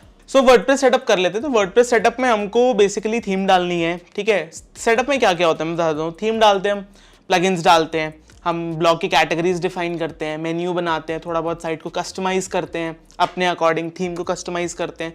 सो ये सब आता है हमारे ब्लॉग सेटअप करने में। सो हम स्टार्ट करते हैं थीम डालने से। तो थीम में आप काफ़ी सारी फ्री वर्डप्रेस थीम्स अवेलेबल है। कुछ अच्छी फ्री वर्डप्रेस थीम्स का मैं नाम बताऊँ तो एक आती है स्कीमा आती है माई थीम शॉप से, स्कीमा अच्छी थीम है। उसके बाद आप वो यूज़ कर सकते हो, जनरेटप्रेस यूज़ कर सकते हो, वो काफ़ी अच्छी थीम है। उसके बाद आप कार्डियंस करके एक थीम आती है। इन तीन में से कोई भी आप थीम यूज़ कर सकते हो। थीम चूज़ करते वक्त हमको एक चीज़ का ध्यान रखना है कि वो थीम स्पीड ऑप्टिमाइज होनी चाहिए, लाइट वेट होनी चाहिए, ज़्यादा लाइट ना हो। बिकॉज मैं आपको एक चीज़ बताता हूँ कि करंट डेट में गूगल के लिए अगर आपकी वेबसाइट स्लो लोड होती है, सो वो एक बहुत बड़ा ड्रॉबैक है। मतलब आपकी साइट फास्ट लोड होनी चाहिए। फास्ट से मेरा मतलब है अंडर 3 सेकेंड्स आपकी साइट फुल्ली लोड हो जानी चाहिए, ठीक है। वो आप कैसे चेक कर सकते हो? एक बार जब आप ब्लॉग सेटअप कर लो, सो आप गूगल का ही एक टूल आता है पेज स्पीड इनसाइट करके, वहां पे जाके आपको ब्लॉग नहीं डालना, होम पेज नहीं डालना, चेक नहीं करना, आपको पोस्ट चेक करनी है, जो आपने पोस्ट का यूआरएल डालना है। पोस्ट का यूआरएल। सो अगर वहां पे गूगल आपको 0 to 100 पे एक स्कोर दे देगा, तो वो स्कोर 90 से अबव हो मोबाइल में, बिकॉज गूगल मोबाइल प्रेफर करता है, मोबाइल में 90 से अबव हो तो वो बहुत अच्छा है आपके लिए। ना हो तो आप ऑप्टिमाइज कर सकते हो। हम आगे जब आप प्लगइन्स पे बढ़ेंगे तो हम बात करते हैं। तो प्लगइन्स कौन कौन से? प्लगइन्स की अगर हम बात करें तो ये मल्टी यूज केस सिनेरियो है। मतलब आपका Amazon ब्लॉग हो, एडसेंस ब्लॉग हो, आप ये सब प्लगइन्स डाल सकते हो। एडसेंस ब्लॉग है तो सबसे पहले आप एक एड इंसर्टर प्लगइन डालो, ठीक है, जो एड्स आपको तो शुरू में ही ऐड डालने का कोई सेंस नहीं है ना? हाँ, शुरू में ऐड डालने का कोई सेंस नहीं है। यहाँ से शुरू करो एसईओ का लिए, ठीक है। सो अगर हम प्लगइन्स की बात करें तो प्लगइन्स में हम एक एसईओ प्लगइन डालेंगे। हम रैंक मैथ यूज करते हैं, ठीक है। रैंक मैथ, योस्ट, 2 अच्छे प्लेयर्स हैं। तो इनमें से कोई एक करना है? हाँ, इनमें से कोई एक करना है, ठीक है। सो बेसिकली एसईओ प्लगइन क्या करता है? आपको ऑप्टिमाइजेशन सजेस्ट करता है, बहुत सारी टेक्निकल एसईओ की चीज़ें बाय डिफॉल्ट करके दे देता है आपको खुद से नहीं करनी पड़ती, जैसे ओजी टैग, मेटा टैग, ठीक है, ये सब वो खुद सेटअप करके दे देता है आपको। मेरा डिस्क्रिप्शन एडिट वगैरह करने का ऑप्शन देता है, ठीक है। देन उसके बाद आप बैकअप प्लगइन डालो, ठीक है। अब ड्राफ्ट करके फ्री प्लगइन है। इमेज ऑप्टिमाइजेशन के लिए आप शॉर्ट पिक्सल यूज करो। कैशिंग के लिए आप W3 टोटल कैशे यूज करो, ठीक है। पेड में आप WP रॉकेट यूज कर सकते हो। आप अगर हमसे मतलब होस्टिंग अगर आप लेते हो तो गुडीज वगैरह में फ्री पेड में फर्क आता है? डेफिनेटली, लाइक डे नाइट का फर्क मैं कह सकता हूँ क्योंकि पेड में क्या होता है ना, आपको बहुत सारी चीजें कंट्रोल करने देता है, तो आप बहुत कुछ कंट्रोल कर सकते हो स्पीड में। तो definitely paid definitely worth it है। एंड आपके लिए तो पेड फ्री ही हो जाएगा अगर आप जैसे हमने बताया हम गुडीज देंगे तो गुडीज में WP रॉकेट भी एक गुडी होगा। तो आपको वो मिल जाएगा फ्री ऑफ कॉस्ट। उसके अलावा आप TOC यूज कर सकते हो, टेबल ऑफ कंटेंट। बेसिकली ये क्या करता है, आपकी हेडिंग्स को हाइपरलिंक करके यूजर को आपकी कंटेंट का ओवरव्यू दे देता है कि क्या क्या आपने कवर किया। जैसे बुक पे होता है ना टेबल ऑफ कंटेंट टाइप में कि क्या क्या इस बुक में बताया है, क्या क्या चैप्टर्स हैं, क्या टॉपिक्स हैं, वैसे ही हमारे ब्लॉग्स में हम टेबल ऑफ कंटेंट का प्लगइन यूज करते हैं। Amazon की साइट है तो आप अफिलिएट बूस्टर करके एक प्लगइन है, वो यूज कर सकते हो अपने प्रोडक्ट्स के टेबल वगैरह बनाने के लिए, बटन्स बनाने के लिए। सो हाँ, ये सब वो प्लगइन्स है जो हम डालेंगे। इनफ है, इतने हाँ इनफ है। एक यहाँ पे मैं डिस्क्लेमर ये दूंगा कि साइट को हमें प्लगइन से भरना नहीं है। लाइक मेरा यूज केस बताओ, मैंने इतनी सारी साइट्स बनाई है, मेरी कोशिश होती है कि मेरी नो मैटर साइट कितनी कॉम्प्लेक्स हो, 10 प्लगइन से ऊपर ना जाए, मैक्स टू मैक्स 15। बिकॉज जितने प्लगइन्स होंगे उतनी प्लगइन्स आपके फ्रंट एंड पे लोड होंगे, जितने प्लगइन्स लोड कराओगे उतनी आपकी स्पीड कम होगी, जो कि अच्छी बात नहीं है। ठीक है, सो यस नेक्स्ट स्टेप पे बढ़ते हैं। जो कुछ पेजेस होते हैं जो हमें ऐड करने पड़ते हैं फर्स्ट टाइम जब हम ब्लॉग क्रिएट करते हैं, लाइक जैसे अबाउट अस हो जाता है, कॉन्टेक्ट हो जाता है, ऑथर प्रोफाइल, बेसिकली ये सब बनाना जरूरी है। हाँ डेफिनेटली ये सब बनाने चाहिए हमको। जैसे आप अबाउट अस बनाओ, ट्रस्ट बिल्ड करता है गूगल के लिए, वो डिफाइन करता है आप कौन हो। आप अगर टीम हो या फिर ज्यादा बंदे काम कर रहे हो तो आप ऑथर प्रोफाइल बना सकते हो। ये सब चीजें ना ट्रस्ट क्रिएट करते हैं गूगल को कि हाँ इट्स अ लेजिट ब्लॉग जो काम कर रहे हैं। प्राइवेसी पॉलिसी बनाओ, कॉन्टैक्ट अस बनाओ, डिस्क्लेमर बनाओ। अगर आप अफिलिएट प्रमोट कर रहे हो तो अफिलिएट डिस्क्लोजर का एक बनाओ कि आप इस हमारे लिंक से कुछ भी खरीदते हो तो आप हमें कमीशन मिलेगा।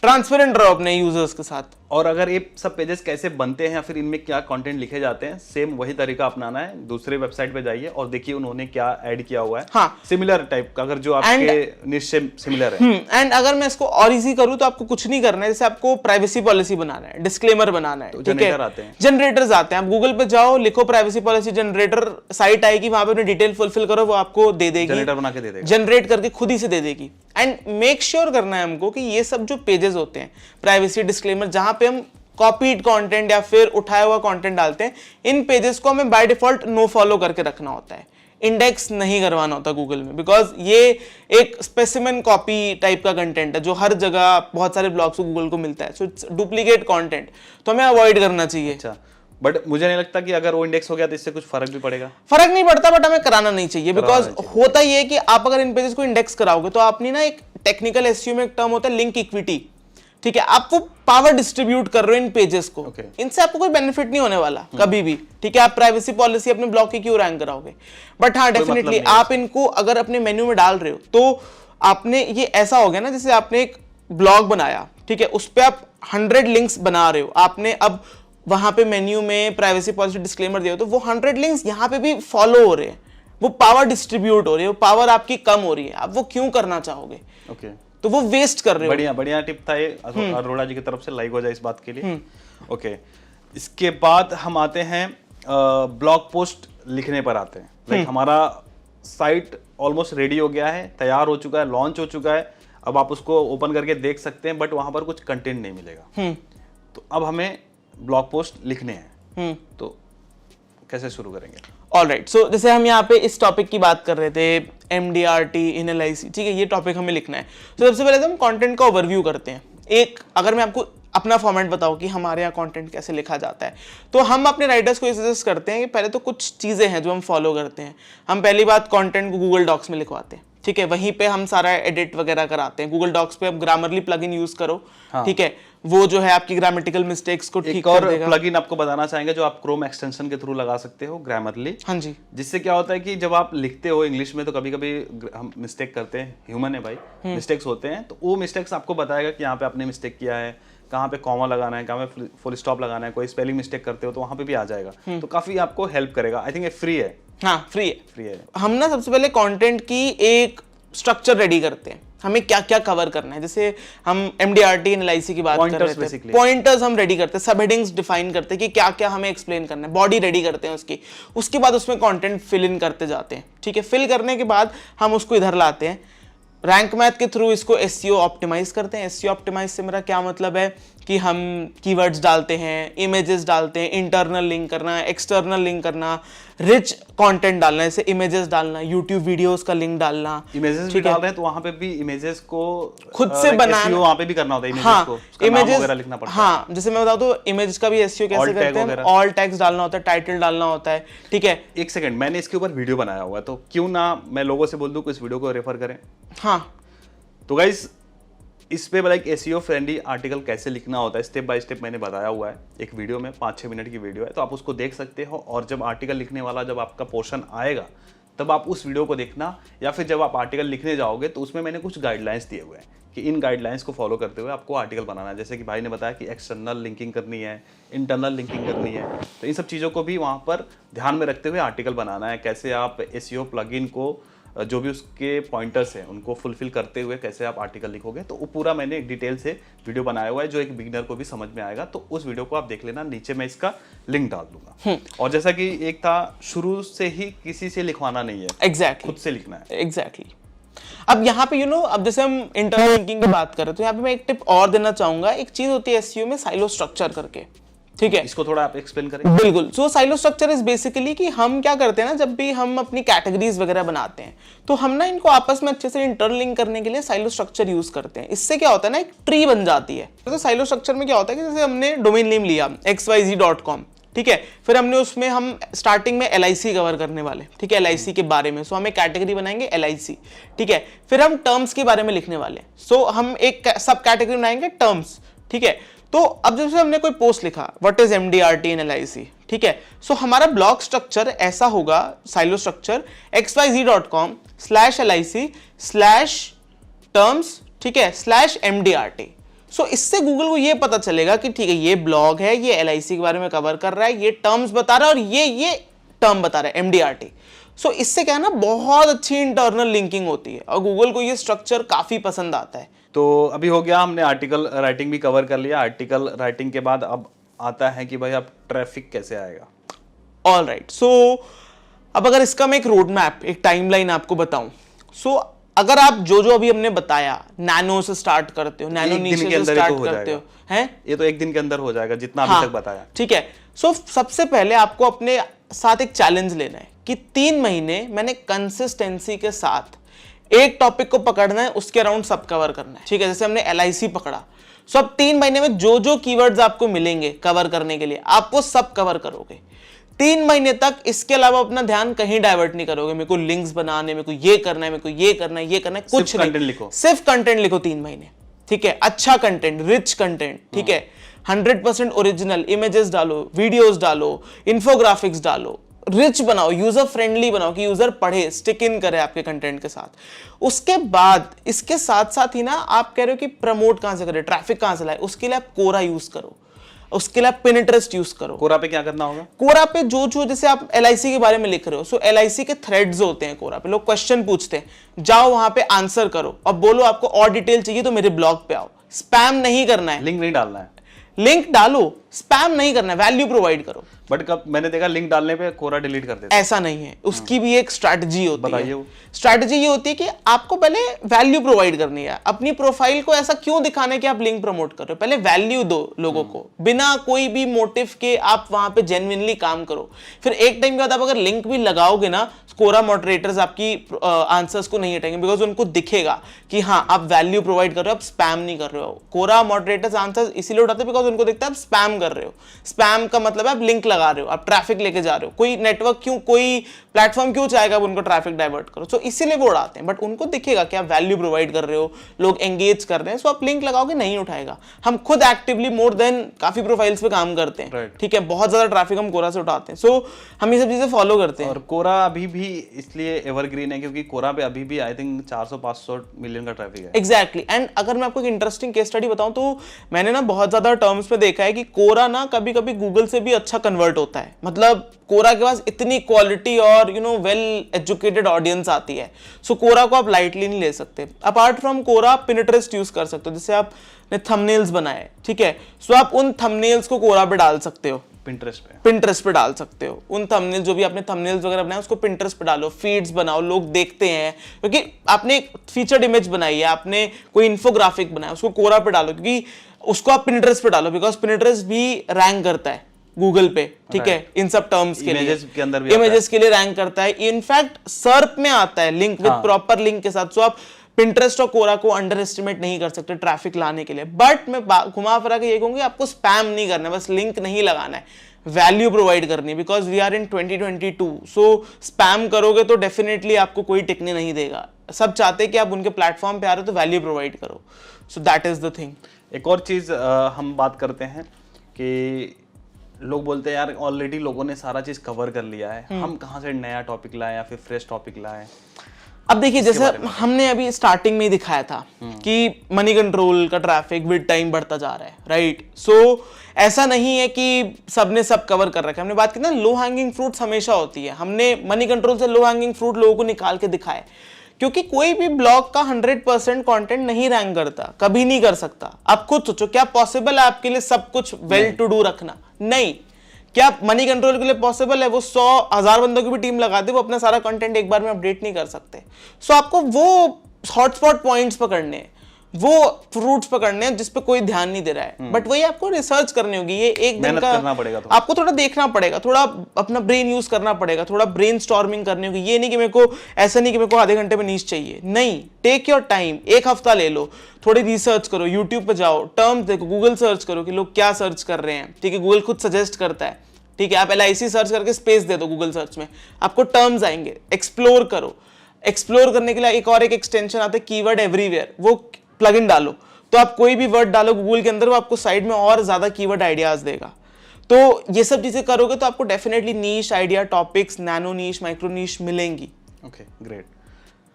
तो इसके बाद हम बात करते हैं SEO, सर्च इंजन ऑप्टिमाइजेशन। हाँ जी। कि लाइक सर्च इंजन में हम नंबर 1 कैसे आए, नंबर या फिर फर्स्ट पेज पे कैसे आए। सो हमने अच्छा टॉपिक ले लिया, साइट सेटअप कर ली, कंटेंट लिख लिया, अब क्या बचा सर्च में? हमने ट्रैफिक भी हम ला ही रहे हैं कहीं ना कहीं से, ठीक है। बात है गूगल से कैसे ट्रैफिक आएगा। मैं एक चीज बताता हूं, अगर आपने कंटेंट अच्छे से लिखा है, अच्छे से उसको ऑप्टिमाइज किया है, तो चांसेस हैं कि यस इन 2022 भी आपको बिना बैकलिंक्स के आप रैंक करोगे। It's a fact. अगर करोगे, कंटेंट में वो दम है, लाइक लो कंपटीशन है, लो कंपटीशन है, कंटेंट में दम है, रैंक करोगे। स्टिल अगर आप बहुत हैवी नीश में काम कर रहे हो तो आपको लिंक्स तो बनाने ही है, बिकॉज वो हेल्प करते हैं। एक चीज हमने शायद नहीं बताया कि ब्लॉग बनाने के बाद हमें लाइक वेबमास्टर में भी सबमिट करना पड़ता है, तो वो थोड़ा सा वहां से आप अगर बताएं तो। ओके, सो जैसे आपका ब्लॉग बन गया, आपने पहला आर्टिकल डाल दिया, सो इसके बाद ना हमको अब गूगल को कैसे पता चलेगा? Millions of websites daily live होती है, गूगल कैसे पता चलेगा कि यार आप भी कोई हो? तो आपको webmaster.google.com पे जाना है, ठीक है, search.google.com पे जाना है, ठीक है, सर्च कंसोल है, वहां पे गूगल आपको इनसाइट्स देता है अपने एंड पे कि आपकी साइट पे क्या चल रहा है। वहां पे जाना है, आपको अपनी साइट वेरीफाई करनी है, वो एक HTML कोड देते हैं, आपको हेडर में डालना है। उसके साथ साथ आपने जो SEO प्लगइन्स है वो बनाया था, अपना साइट मैप जनरेट किया था, उसको उस गूगल के अंदर सबमिट करना है, सो दैट गूगल आपके ब्लॉग पोस्ट को इंडेक्स करेगा। इंडेक्स से मेरा मतलब है कि वो अपने डायरेक्टरी में चढ़ाएगा कि ऐसा कुछ एग्जिस्ट करता है, वो इंडेक्स करेगा तो ही वो रैंक करेगा। सो ये कुछ था अबाउट गूगल सर्च कंसोल। और फिर आता है ट्रैफिक कैसे ट्रैक करेंगे, तो गूगल सर्च कंसोल एक हो गया, वहां से आप ऑर्गेनिक ट्रैफिक ट्रैक करते हो। फिर एक आता है एनालिटिक्स, गूगल का ही है, ठीक है। एनालिटिक्स में स्टार्टिंग में रेकमेंड नहीं करता, क्योंकि पहले 3 महीने तो आपको वैसे भी ट्रैफिक नहीं आने वाला इतना, ठीक है। जो आ रहा है वेबमास्टर दिखा देगा आपको, ठीक है, क्योंकि ये होता है ना कि एनालिटिक्स की जावास्क्रिप्ट होती है, वो बहुत हैवी होती है, तो आपकी ब्लॉग को स्टार्टिंग में स्लो कर देगा, वो आपको फिर ऑप्टिमाइज करने में बहुत इशू क्रिएट करता है। सो स्टार्टिंग में मैं अवॉइड करता हूं। जब आपको लगे कि हाँ आपको रोज के ऑर्गेनिक 100 विजिटर आ रहे हैं और अब आपको ट्रैक करना है अपने विजिटर्स को, तो फिर आप बाद में एनालिटिक्स लगाओ, क्योंकि आपको फिर और बड़े लेवल पे स्पीड ऑप्टिमाइज करनी होगी, क्योंकि आप चीजें ऐड ऑन कर रहे हो, साइट बड़ी हो रही है, तो आपको प्रोफेशनल ऑप्टिमाइजेशन करवानी होगी, तो फिर लगा लो, क्योंकि फिर आप उसको भी ऑप्टिमाइज कर पाओगे, बट स्टार्टिंग में अवॉइड करो। ओके, ठीक है। तो SEO वाले पार्ट को हम लाइक थोड़ा सा और अच्छे से जानने के लिए हमने ऑलरेडी 2 वीडियोस करे हैं SEO के ऊपर ही, तो उसका भी लिंक आपको डिस्क्रिप्शन में मिल जाएगा, जिसमें आपको और अच्छा इंसाइट मिलेगा कि SEO बेसिकली होता क्या है और कैसे हम अपनी वेबसाइट को SEO फ्रेंडली बनाएंगे और गूगल में लाइक पहले पेज पर हम कैसे रैंक कर पाएंगे। पहले पेज पर रैंक करने का जो सबसे पहला हमारा मेथड था कि आपको ऐसे कीवर्ड चूज करने हैं जिस पे ज़्यादा लोग ध्यान नहीं दे रहे हैं, जैसा कि कुशल जी ने पहले ही बताया।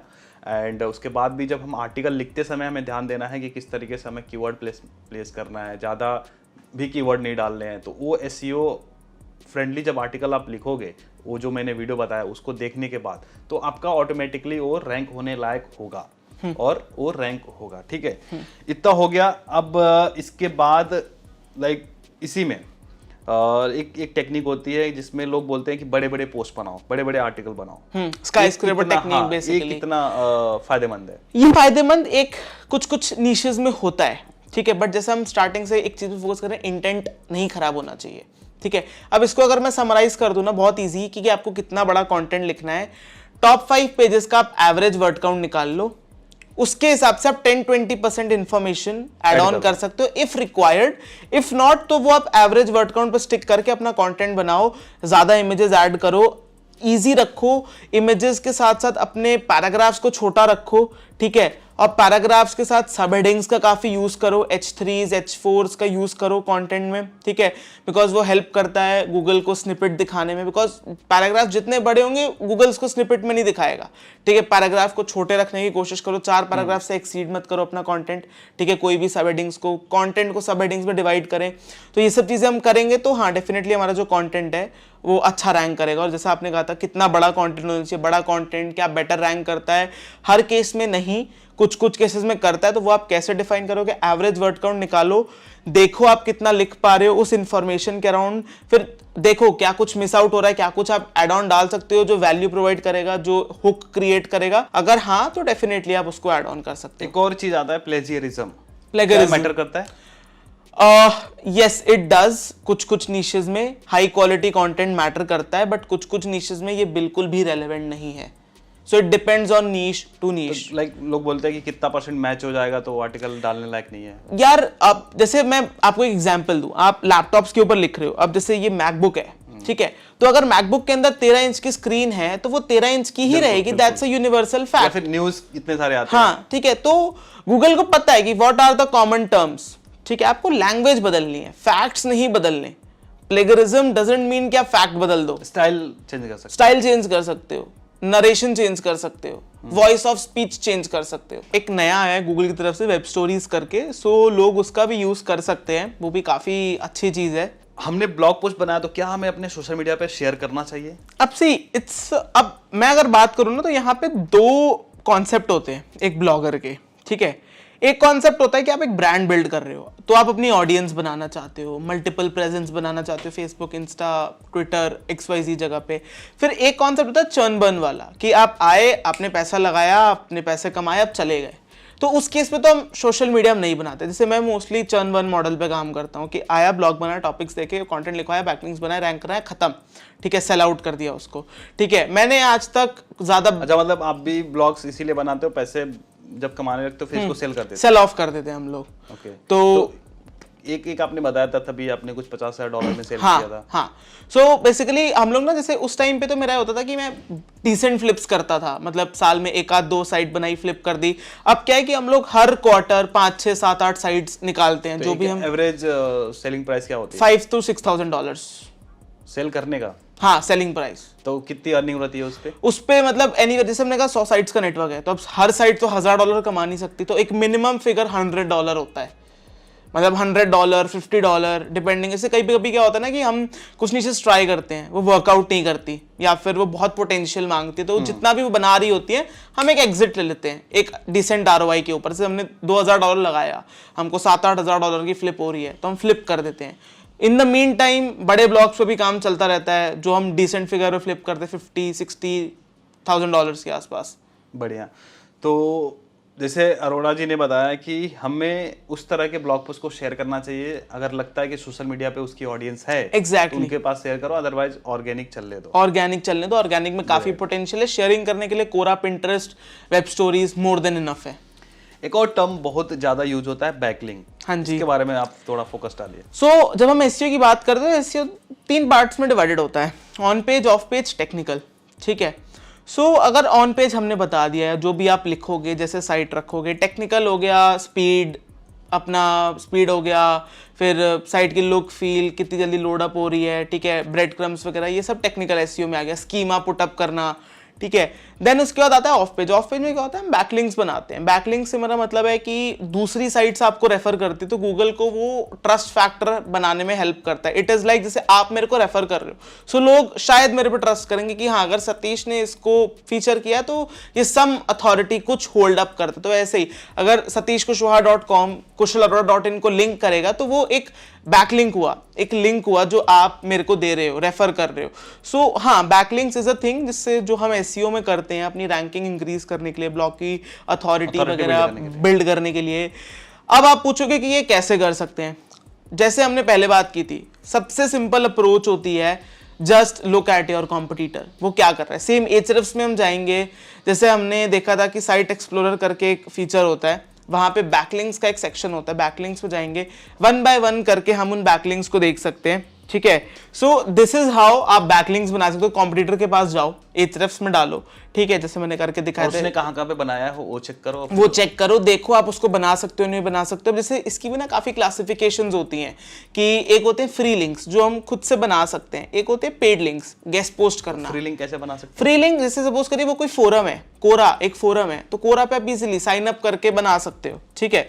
वैसे ही blogger.com एक फोरम है, आप जाके वहां पे लिंक अपना क्रिएट कर सकते हो। ऐसे ही प्रोफाइल्स होती हैं, वेब डायरेक्टरीज होती हैं, ठीक है, वहां पे जाके आप इजीली साइन अप करके अपना लिंक प्लेस कर सकते हो। सो दिस इज हाउ बैकलिंक्स बनाते हो। और जैसा कि आपने बताया था कि 3 महीने के बाद आपको बैकलिंक पे काम करना है। हाँ एग्जैक्टली, जैसे मैं बता रहा था कि बैकलिंक्स जो है ना वो ऐसा प्रोसेस है कि अगर आपने अच्छा ऑन पेज किया है सो आपको फर्स्ट प्लेस पे बैकलिंक बनाने की शायद जरूरत ही ना पड़े, लोग आपको रेफर करने लगेंगे नेचुरली, क्योंकि ये तो आप फोर्स कर रहे हो ना। शायद उसे तो आपको जरूरत ना पड़े, आप नंबर 1 रैंक कर रहे हो, तो मैं अपने आर्टिकल से नंबर 1 को लिंक देना क्यों नहीं पसंद करूंगा। अगर आप रेलेवेंट हो किसी चीज पे तो नेचुरली भी लिंक्स आते हैं, हम हमेशा खुद नहीं बनाते। तो आप अच्छे कंटेंट पे काम करो, लोग आपको खुद रेफर करेंगे, क्योंकि तरीका वही है। हम फोर्स करते हैं वो ठीक है, दैट्स फाइन, करना पड़ता है। तो कहने का मतलब जो सबसे बेस्ट तरीका है गेस्ट पोस्ट बैकलिंक बनाने का, गेस्ट पोस्ट, आउटरीच, ठीक है। अब guest post is a type of outreach. जैसे मैं आपके पास आउटरीच करने आऊंगा कि क्या सतीश कुशवाहा आप मेरी साइट को लिंक देना पसंद करोगे, तो आप कहोगे हाँ ठीक है मैं दे दूंगा, तो बदले में आप मेरे से एक आर्टिकल मांग सकते हो, 2 आर्टिकल मांग सकते हो, कुछ पैसे मांग सकते हो, या कंप्लीटली फ्री ऑफ कॉस्ट, तो डिपेंडिंग अपॉन क्या वैल्यू मैं आपको प्रोवाइड कर रहा हूँ। ओके ठीक है। आई होप आपको क्लियर हो गया रहेगा कि बैकलिंक कैसे बनाते हैं। अगर आपको और ज़्यादा जानकारी चाहिए तो आप गूगल करोगे कि बैकलिंक कैसे बनाते हैं, इसके बारे में काफ़ी अच्छे से आर्टिकल आपको मिल जाएंगे जिससे आपको समझ में आ जाएगा।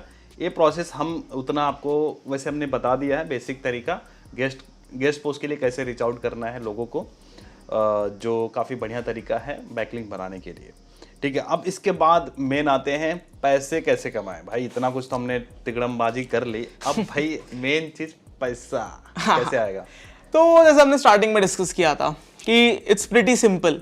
जब आप अपना ब्लॉग टॉपिक डिफाइन कर रहे हो ना, आप तभी क्लियर हो जाओगे आप पैसे कैसे बनाओगे। हमने 2 एग्जांपल लिए थे, अफिलिएट, एडसेंस। एडसेंस में अगर हम ये शेयर मार्केट वाला ले, हम एड्स लगा सकते हैं, उसके लिए हम एडसेंस, अदर एडवर्टाइजर्स यूज कर सकते हैं, अफिलिएट कर सकते हैं, डीमैट अकाउंट ओपनर्स का, ब्रोकर्स का, ठीक है, कोर्स अपने सेल ऑफ कर सकते हैं, स्पॉन्सर्ड लिंक दे सकते हैं, मतलब कोई गेस्ट पोस्ट के लिए आया तो पैसे आप मांग सकते हो उनसे, ठीक है। पेड रिव्यूज भी होते हैं, ठीक है। आप स्पॉन्सर पीआर आर्टिकल्स कर सकते हो अपनी साइट पे। तो ये कुछ तरीके हैं जिनसे आप मोनेटाइज कर सकते हो, affiliate, AdSense, display ads, pushup. Like AdSense के लिए अगर कोई बंदा एडसेंस अप्लाई करना चाहता है तो कब उसको अप्लाई कर देना चाहिए? एटलीस्ट जब आपकी साइट पे 30 आर्टिकल्स हो, ठीक है, 30 आर्टिकल्स। ट्रैफिक भी मैटर करता है? ट्रैफिक नहीं मैटर करता एडसेंस के लिए एट ऑल।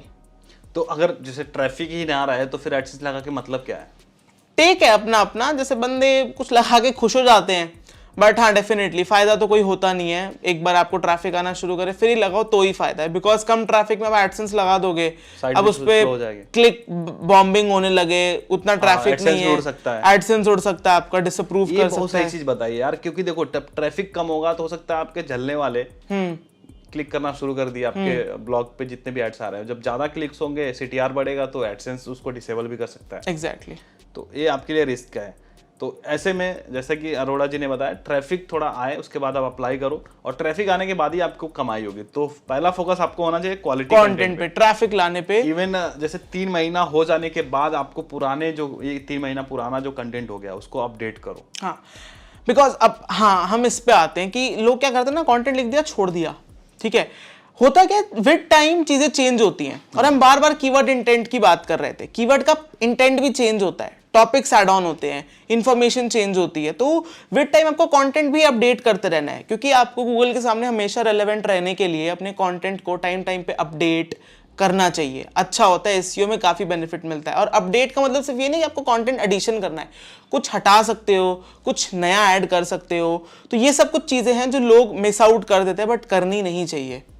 ओके, लाइक और इसके लिए आप हेल्प ले सकते हो सर्च कंसोल का, जहाँ पर आपको पता चल सकता है कि कौन से कीवर्ड पे आपकी क्या पोजीशन है। हाँ। जिससे आप पोजीशन को और बेटर करने के लिए उसमें कंटेंट ऐड करोगे तो बेटर हो जाएगा। इवन आप ये भी देख सकते हो कि जो ऊपर रैंक कर रहे हैं उन लोगों ने ऐसा क्या किया है कि उनका ऊपर आ रहा है। एग्जैक्टली। एंड अगेन आप वहां पर खेल सकते हो। हाँ, अब जैसे आपने सर्च कंसोल का दिया था एग्जांपल, अब मैं बहुत अच्छी एक टिप अगर देना चाहूँ, सपोज करिए आपका कोई कीवर्ड रैंक कर रहा है, ठीक है। तो अब एक आर्टिकल कई सारे कीवर्ड्स के लिए रैंक करता है, तो गूगल आपको क्वेरीज दिखाता है कि क्या क्या क्वेरीज पे आप आ रहे हो, ठीक है, किस पोजीशन पे आ रहे हो। तो आप क्या कर सकते हो, कंटेंट अपडेट करने के टाइम पे उन क्वेरीज को देखो, उन कीवर्ड्स को देखो, और ट्राई करो उसको अपने ब्लॉग में और अच्छे से इंक्लूड करना in terms of heading, paragraph, सब पैराग्राफ। तो इससे क्या है कि आप उस कीवर्ड के लिए आपकी रैंकिंग बढ़ेगी, उस कीवर्ड के लिए रैंकिंग बढ़ेगी तो अल्टीमेटली आपका ट्रैफिक भी बढ़ेगा। इसके अलावा एक और टूल मैं बताना चाहूंगा, गूगल क्वेश्चन हब, जो आई थिंक हिंदी में, इंग्लिश में भी हर जगह पे जो क्वेश्चंस जिनके आंसर्स नहीं हुए हैं अभी गूगल पे, तो वो सारे क्वेश्चंस आपको वहां पे दिखते हैं। तो अगर आपको लगता है कि आपके टॉपिक से रिलेटेड वहां पर कुछ क्वेश्चंस हैं जिनके आंसर नहीं किए गए हैं, तो उनके आंसर अगर आप करोगे तो सीधा सीधा फ्रेश है। और जब किसी ने नहीं किया है और आपने किया, और वहां पर आपको अपना आंसर सबमिट कर देना, अपना लिंक सबमिट कर देना है उस आंसर को अपने आर्टिकल में ऐड करने के बाद, तो फिर आपका आर्टिकल वहां पर रैंक होने लगेगा। और ये भी एक तरीका है काफी अच्छा ट्रैफिक लाने का। गूगल क्वेश्चन हब नाम है इसका, वहां पर साइन अप जरूर करना आप, और उसका फायदा आप उठा सकते हो। ओके, सो जैसे हमने कंटेंट मोनेटाइजेशन की बात की थी, तो एक चीज मैं बताना चाहूंगा एक एज अ डिस्क्लेमर कि जब भी हम कोई भी एफिलिएट वगैरह यूज करते हैं ना, तो हमें इंपॉर्टेंट होता है अपने यूजर्स को एक नोटिस देना कि इस पेज पे एफिलिएट कंटेंट है। सो जब भी हर एक पोस्ट पे देना पड़ेगा, या फिर कहीं हमने कहीं भी, जैसे आप फुटर में भी, फुटर में लगाओगे तो वो ऑल अक्रॉस आपकी साइट शो होगा। फुटर में लगा सकते हो, प्लगइन्स आते हैं कि वो आपके कंटेंट स्टार्ट होने से पहले एक नोटिस दिखा देगा। वो आपका टेक है, मैं फुटर प्रेफर करता हूँ, फुटर में ही मैं लगा देता हूँ this site contains affiliate links, that's all, और आगे एफिलिएट डिस्क्लोजर पेज को लिंक कर देते हैं। अच्छा अरोड़ा जी, एक और बात बताइए, बहुत सारे लोग बोलते हैं कि फ्री ट्रैफिक लीजिए, ट्रैफिक एक्सचेंज वाली साइट्स होती हैं बहुत सारी, जहाँ पे आपको कुछ पैसे देने होते हैं, या फिर वहाँ पे कुछ वेबसाइट्स लिस्ट होती है, उनको ओपन करके चेक करना होता है। तो आपको कुछ पॉइंट्स मिलते हैं, फिर उन पॉइंट्स के बदले आपको ट्रैफिक मिलता है। तो क्या ये सही तरीका है? नो, नॉट एट ऑल, क्योंकि यूजर इंटेंट फुलफिल तो हो नहीं रहा है, जो बंदा आ रहा है उसको कोई मतलब नहीं है। So it is like completely, जब आप एसईओ कर रहे हो ना, तो आप बस एसईओ पे ध्यान दो। ये सब शॉर्टकट मेथड में कुछ नहीं मिलेगा आपको, ठीक है। आप फोकस करो गुड कंटेंट क्रिएशन पे, बिकॉज 99% लोग ना कंटेंट क्रिएशन को छोड़ के सब करते हैं एसईओ में। और सबसे जरूरी बात है कि आपको अपना फोकस बना के रखना है। अगर आप एक ब्लॉग शुरू करते हो ना, तो उस पर अपना फोकस बनाओ एटलीस्ट 1 साल के लिए। उस 1 साल में आपको यूट्यूब नहीं करना, एनएफटी, जैसे एनएफटी ट्रेंडिंग है, लोग एनएफटी भी कर रहे हैं, क्रिप्टो भी कर रहे हैं, ट्रेडिंग भी कर रहे हैं, सब करना है उनको। कुछ भी स्टार्ट करो, पहले उसके बारे में ऑल इन ऑल सब नॉलेज लो, उसको प्रैक्टिकली इंप्लीमेंट करो, उस पर कंसिस्टेंसी के साथ 1 साल 2 साल दो अपने। तो कुशल भाई, इतना कुछ बता दिया आपने, अब मैं चाहता हूँ जरा सा आप मोटिवेशन के लिए बताया हमारी ऑडियंस को। अभी आपकी उम्र है 20 साल। हाँ जी। और आप पिछले 5 सालों से ब्लॉगिंग कर रहे हैं जी। और आपने बहुत सारी साइट्स को सेल भी किया है, बहुत सारे ब्लॉग्स को सेल किया है। तो मोटिवेशन के लिए बताइए कि आपने जो ब्लॉग बेचा था उसमें सबसे हाईएस्ट अमाउंट कौन सा था? $70,000। $70,000, जो इंडियन रुपीज में होते हैं 50 लाख रुपए। हाँ। भाई उम्र है 20 साल, क्या करो कितने पैसों का? सब मोह है। मतलब भाई कमाल कर रहे हैं जो भी है, और इनकी मेहनत है, लगन है, और जो एंथुसियाज्म है ब्लॉगिंग के प्रति, इन सब चीज़ों के प्रति, इंटरनेट के प्रति। इवन इन्होंने शुरू कैसे किया था इसका हमने वीडियो बनाया है जो हमारे चैनल पर है, तो उसका आप लिंक आपको मिल जाएगा नीचे डिस्क्रिप्शन में, और आप देख सकते हैं। और आपको ज़रूर इंस्पिरेशन मिलेगी, क्योंकि उस टाइम पे अभी स्कूल जाते थे, अभी ये कॉलेज में है, कॉलेज में क्या कर रहे हो अभी? अभी मैं बीकॉम कर रहा हूँ, बीकॉम थर्ड ईयर में। थर्ड ईयर में हूँ, economics from DU Khalsa college north एक भी दिन स्कूल नहीं गए भैया? ऑनलाइन चल रहा है, कॉलेज नहीं गए हैं जब तो लाइक काफ़ी कमाल है और काफ़ी चीज़ें कर रहे हैं और इन्हीं सब चीज़ों में करियर बनाया है इन्होंने काफ़ी अच्छे से। इवन बहुत सारे लोगों को जॉब भी दिया है, मतलब इनके साथ काफ़ी लोग काम करते हैं। कितने लोग हैं भाई? अप्रोक्सीमेटली 15 मतलब 20 साल के हैं, 15 लोग काम करते हैं इनके साथ में। बहुत बढ़िया काम कर रहे हो अरोड़ा जी, और एक बार फिर से आने के लिए धन्यवाद हमारे चैनल पर। Thank you so much. और उम्मीद है कि लोगों को आज का जो एक कंप्लीट कोर्स था ब्लॉगिंग के लिए समझ में आया होगा, और इससे रिलेटेड कोई भी वीडियो, अगर इससे रिलेटेड जो भी टर्म्स हैं उनको हमने एक्सप्लेन किया है और हमारे चैनल पे है तो उनके भी लिंक आपको नीचे डाल दूंगा, तो आप उसको देख लेना। और जितने भी रिसोर्सेज हैं, जितने भी चीज़ें रिक्वायर्ड हैं ब्लॉग को बनाने के लिए, इसका लिंक आपको डिस्क्रिप्शन बॉक्स में मिल जाएगा। तो आप स्टेप बाय स्टेप फॉलो करके आप अपना ब्लॉग क्रिएट कर सकते हो और पैसे कमाओगे एक टाइम के बाद। शुरू में तो नहीं, बट एक टाइम के बाद आप पैसे कमाना शुरू कर दोगे और एक करियर भी बना सकते हैं अगर आपने अच्छे से काम किया, कंसिस्टेंसी के साथ काम किया तो। चले एक बात आ जाती है, पैसे कब कितने दिन के बाद कमाना शुरू कर सकते हैं मोटा मोटी अगर मान के चले? अगर आपने कंसिस्टेंसी के साथ जैसा हमने बताया वैसा किया तो with in 6 months to 1 year के अंदर आपने फर्स्ट $100 डेफिनेटली बना सकते हो। क्या बात है, मतलब 6 महीने से लेके 1 साल के अंदर अंदर। हाँ जी। तो थैंक यू सो मच। और अगर आप यहाँ तक वीडियो देख रहे हैं तो दावे के साथ कह सकता हूँ आप अपने लाइफ में सफल जरूर होंगे, क्योंकि आपके अंदर क्षमता है कंसंट्रेशन की और चीज़ों पर फोकस कर पाने की, जो आपके सक्सेस में कहीं ना कहीं हेल्प करेगी। तो जाते जाते मैं कहना चाहूँगा अरोड़ा जी से, आप कोई अपने तरफ से 3 टिप्स देना चाहेंगे हमारी ऑडियंस को? किसी भी फील्ड से रिलेटेड हो सकता है। Number 1 thing is consistency. ठीक है, ये सबसे ज़्यादा अंडररेटेड चीज़ है। ठीक है, और लोग अक्सर ना कंसिस्टेंट नहीं होते हैं, कभी भी कुछ भी करने लग जाते हैं, 2 महीना यही किया, फिर इस पे जंप हो गए, उस पे जंप हो गए। दूसरी चीज़ होगी कि आप हमेशा लर्न करते रहना न्यू चीज़ें। ठीक है, बिकॉज हम ना कभी कभी क्या होता है कि एक चीज़ के पीछे जब लग जाते हैं तो हम चीज़ों के बारे में सीखना छोड़ देते हैं, लर्निंग कर्व अपना थोड़ा डाउन ले जाते हैं। वैसा नहीं करना चाहिए, हमको हमेशा नई चीज़ें सीखनी रहनी चाहिए, अपने आप को अपडेटेड रखना चाहिए चीज़ों के साथ जो भी हमारे इंडस्ट्री के अक्रॉस हो रही है। And third thing would be कि नेटवर्क।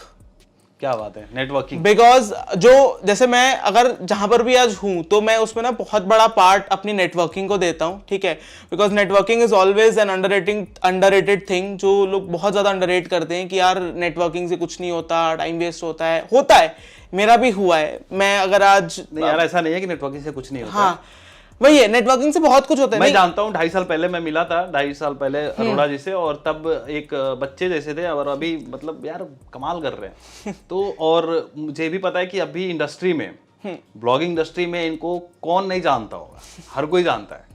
कुशल अरोड़ा का नाम मतलब ब्लॉगिंग इंडस्ट्री में एकदम प्रो जो लिस्ट होता है ना, उनमें आता है। नहीं ऐसा तो नहीं, सब मतलब नेटवर्किंग के बदौलत है। हाँ, मतलब मैं प्रो अपने आप को कंसिडर नहीं करता, मैं जस्ट एक प्रैक्टिशनर हूँ। द ओनली थिंग इज कि ये बड़े बड़े लोगों से इन्होंने सीखा है कि हमें बात करते समय कैसे अपने आप को कैसे लाना चाहिए लोगों के बीच में।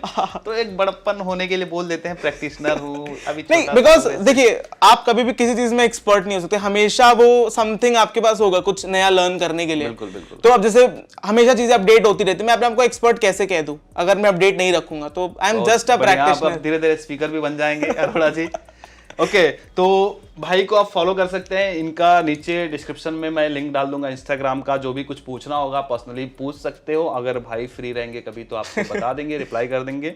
और इवन भाई की 2 एजेंसी चलती हैं। हाँ जी। तो उससे रिलेटेड किसी को अगर कोई काम हो तो इनको कांटेक्ट कर सकता है। Definitely। जरा बताइए आप जो काम है आपके। जैसे मैंने बताया, हम 2 एजेंसीज के साथ काम करते हैं। मैं 2 एजेंसीज में भी को फाउंडर हूँ। एक में हम कंटेंट प्रोवाइड करते हैं, ठीक है, even though we don't recommend content writing in first place.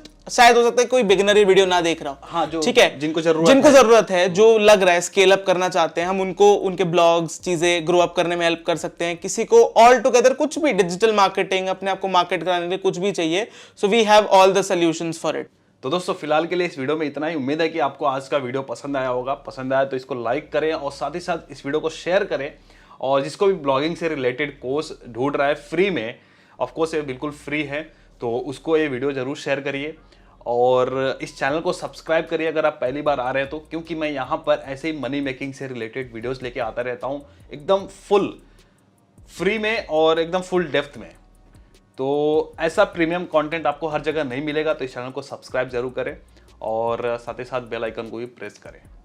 तो दोस्तों फिलहाल के लिए इस वीडियो में इतना ही, मिलते हैं किसी और धमाकेदार वीडियो में। तब तक के लिए आप जहां भी रहो मचाते रहो।